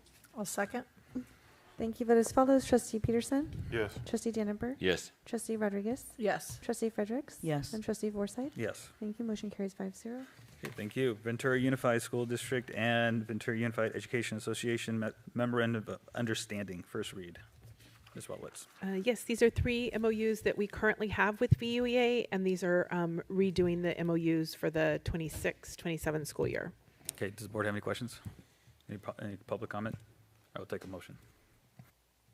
I'll move approval. Second. Thank you. Vote as follows. Trustee Peterson? Yes. Trustee Dannenberg? Yes. Trustee Rodriguez? Yes. Trustee Fredericks? Yes. And Trustee Forsythe? Yes. Thank you. Motion carries 5-0. All right, thank you. D1, consideration of resolution 26-18, appointment of Measure E Citizens Oversight Committee, members and alternates, first read, Dr. Mirza. I just had a question on this. How many openings? Because we have the 2 applicants. How many openings are there? We have 2 openings right now, yeah. Okay, any further questions? Any public comments? All right, we'll take a motion. I'll move approval. Second. Thank you. Vote as follows. Trustee Peterson? Yes. Trustee Dannenberg? Yes. Trustee Rodriguez? Yes. Trustee Fredericks? Yes. And Trustee Forsythe? Yes. Thank you. Motion carries 5-0. Okay, And moving on. Thank Action you to item. the candidates. Before you move on, thank you to the people who put their applications in to continue their work on Bond E. We really appreciate that. Yes, thank you. Your work is very important. Yes. D2, request for approval of contracts exceeding $25,000. Dr. Mirza. Leave it up to the board if you guys Board have any questions on any of the contracts. I had a question about where did it go? Perkins Eastman, the planning. We just recently did that. We did that like 2 years ago. We did that same 2023. contract. That's right.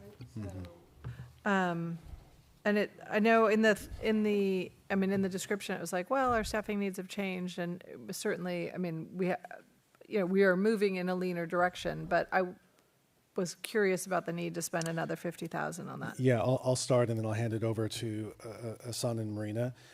Yes, in 2023 we received a report. It was a good kind of starter for awareness of where we would need to be. Some key distinctions that have occurred since 2023.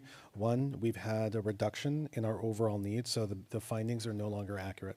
The second part is that as we've explored the reality of where the board is in terms of its progress through surplus properties, we are preparing for potential movement from the ESC in the future. And so a subsequent report will give us a lot more details as we think about not just the fact that we may not be here, but what this space is and what types of space we would need for all of our ESC people. So Marina, if you can. Also, it'll include a component that they did not do last time was interview like specific department heads and employees to see what their needs are, potential survey to all the staff as well. So that's part of it as well that was not conducted last time. But Marina.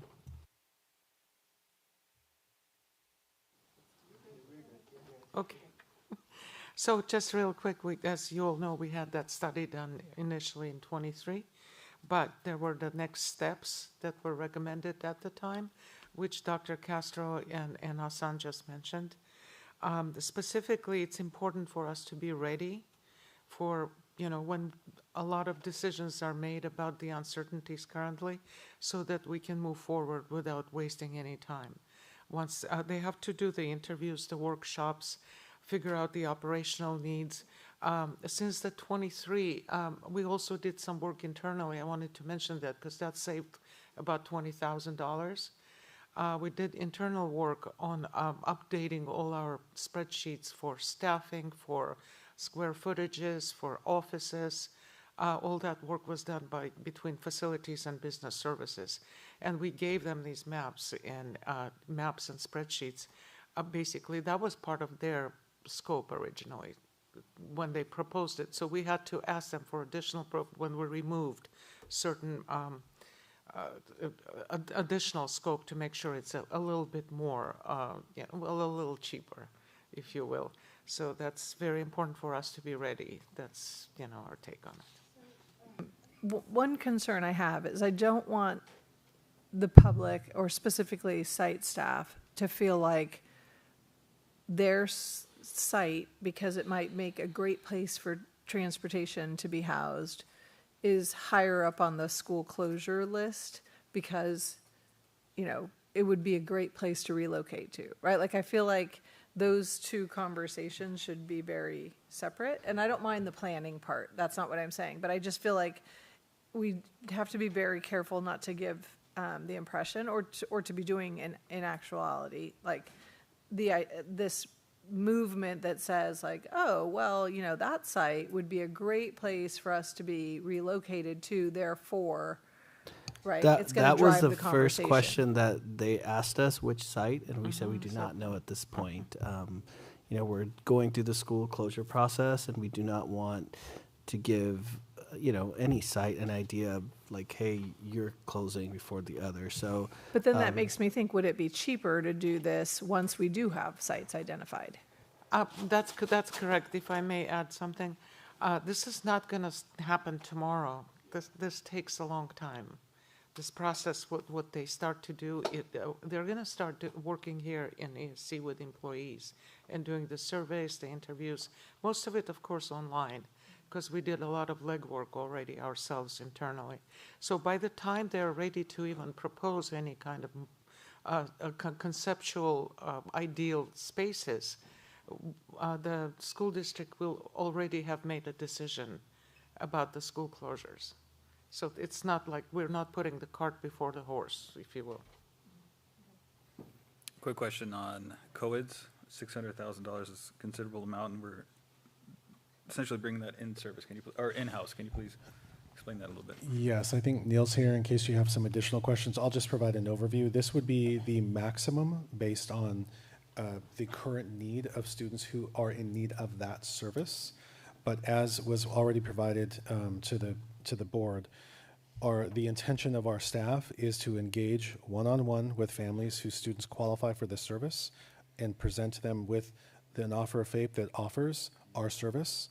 But as we shared with the board, our intention was not in any way to introduce conflict with those families. We want them to be able to have, just like when we offer, one site over another, the families have an opportunity to take a look at two sites. We want to make sure that we are offering what we believe is a high quality comparable service, but our intention is also not to place our families in a position yet if they choose that they don't want our service. So Neil, is there anything that I missed? No, I mean, you summed it up. It's an option as part of our continuum. Yeah. So if 3, 4, 5, 6 of the families opt in, then this contract cost drops down. I have a quick question about MOE. So with the maintenance of effort, is it the maintenance of effort does it count for the budgeted amount or the actual what's spent? It's both. You look at actuals, that's one test, SCMA, and then SCMB is budget.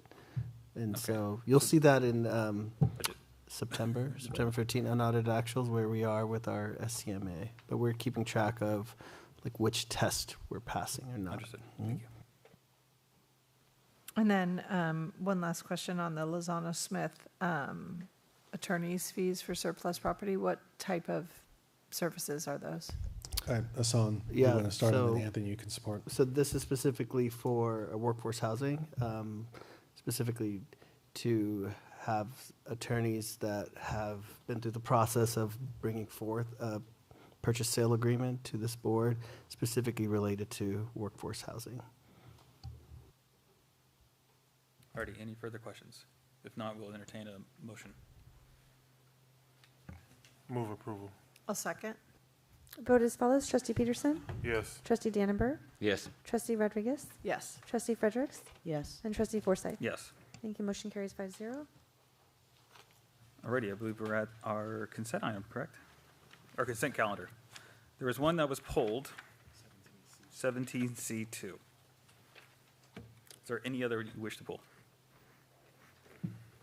Okay. So I had requested to pull 17C2, and I was just going to ask Mr. Ramos if he could kind of explain that process. So what this is the, excuse me, is the Personnel Commission. As you know, the Personnel Commission had submitted this particular item with regard to the chief business official, and they addressed the issue back in November of 2025. However, after reviewing their action, they decided that it wasn't a leave of absence, but it was a separation and reinstatement. So what the Personnel Commission did at their last Personnel Commission meeting is adjust the language to move from a leave of absence to a separation and a reinstatement. So that's what the Personnel Commission is asking the board to approve, because this is how it usually, what the Personnel Commission usually does, and that's it.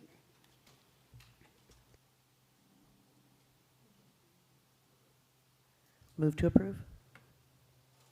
A second.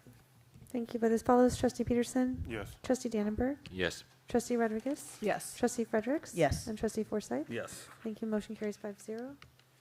Alrighty, board reports. No board reports. Okay. I went to a bunch of graduations. They were really great. Yeah, I went to a few. They were really great. Actually, in addition, I would just share, I did attend the budget update from Capital Advisors. And I know not everyone was able to attend. Did you get the documents to share with the board? Hassan, I didn't have them, but I think Hassan has them. I do have them, yeah. Yeah, so we'll be able to share those out, yes. Oops. Just, I attended last week the regional Energy Alliance meeting. Yeah, not much coming out of it right now. Alrighty, thank you.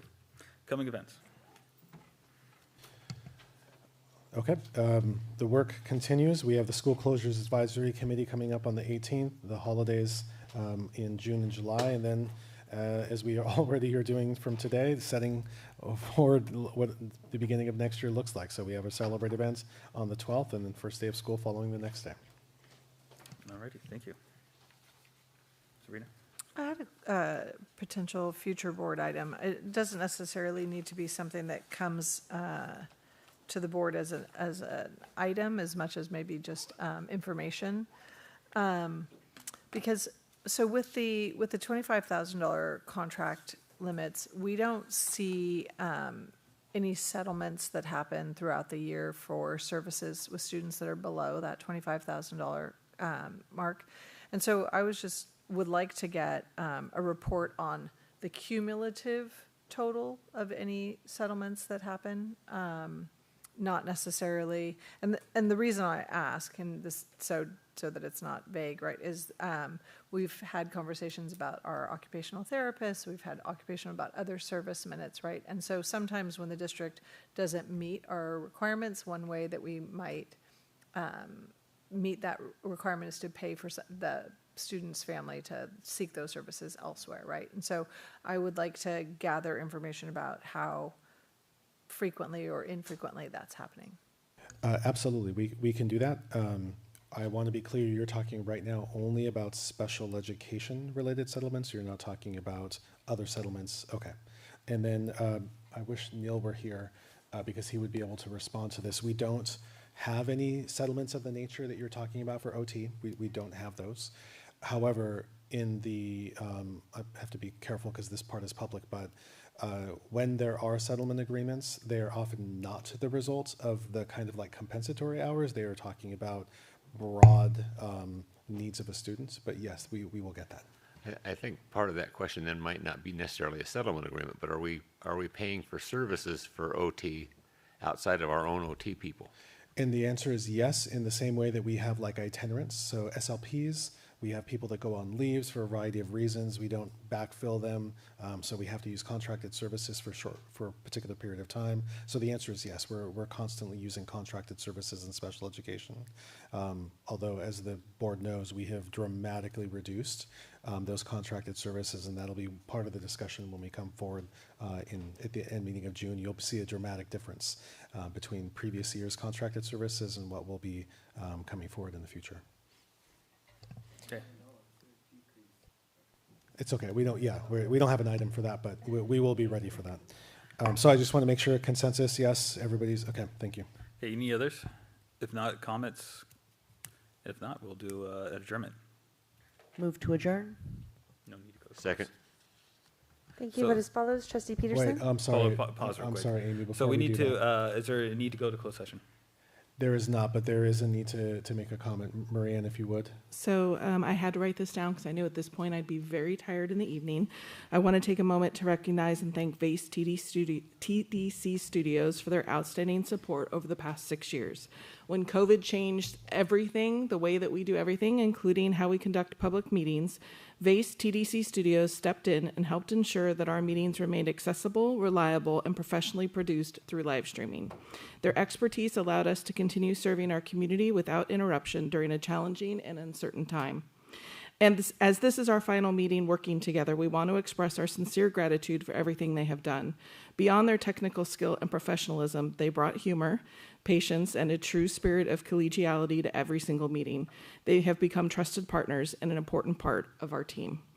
The success of our meetings over the last 6 years would not have been possible without their dedication and commitment. They worked behind the scenes to make sure everything ran smoothly, often without recognition, but their contributions have been invaluable. On behalf of all of us, thank you for your professionalism, your good humor. I'm going to miss that part the most. Your partnership and your friendship. We are deeply grateful for your service and wish you nothing but success in the future. Thank you, VASE TDC Studios. You will be very missed.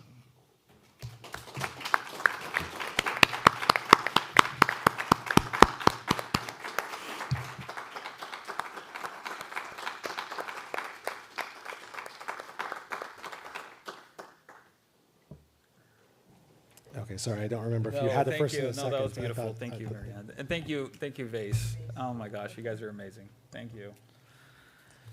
Okay. I'm sorry, Amy. I think you had a first and a second. Yeah, so we're ready. If you would, yeah. That's okay. Trustee Peterson? Yes. Trustee Dannenberg? Yes. Trustee Rodriguez? Yes. Trustee Fredericks? Yes. And Trustee Forsythe? Yes. Thank you. Motion carries 5-0. All righty, thank you all, and VASE, thank you once again. Appreciate you, and thank you, staff. Really appreciate you sticking out. You guys are always welcome to come hang out with us on Tuesday. Board.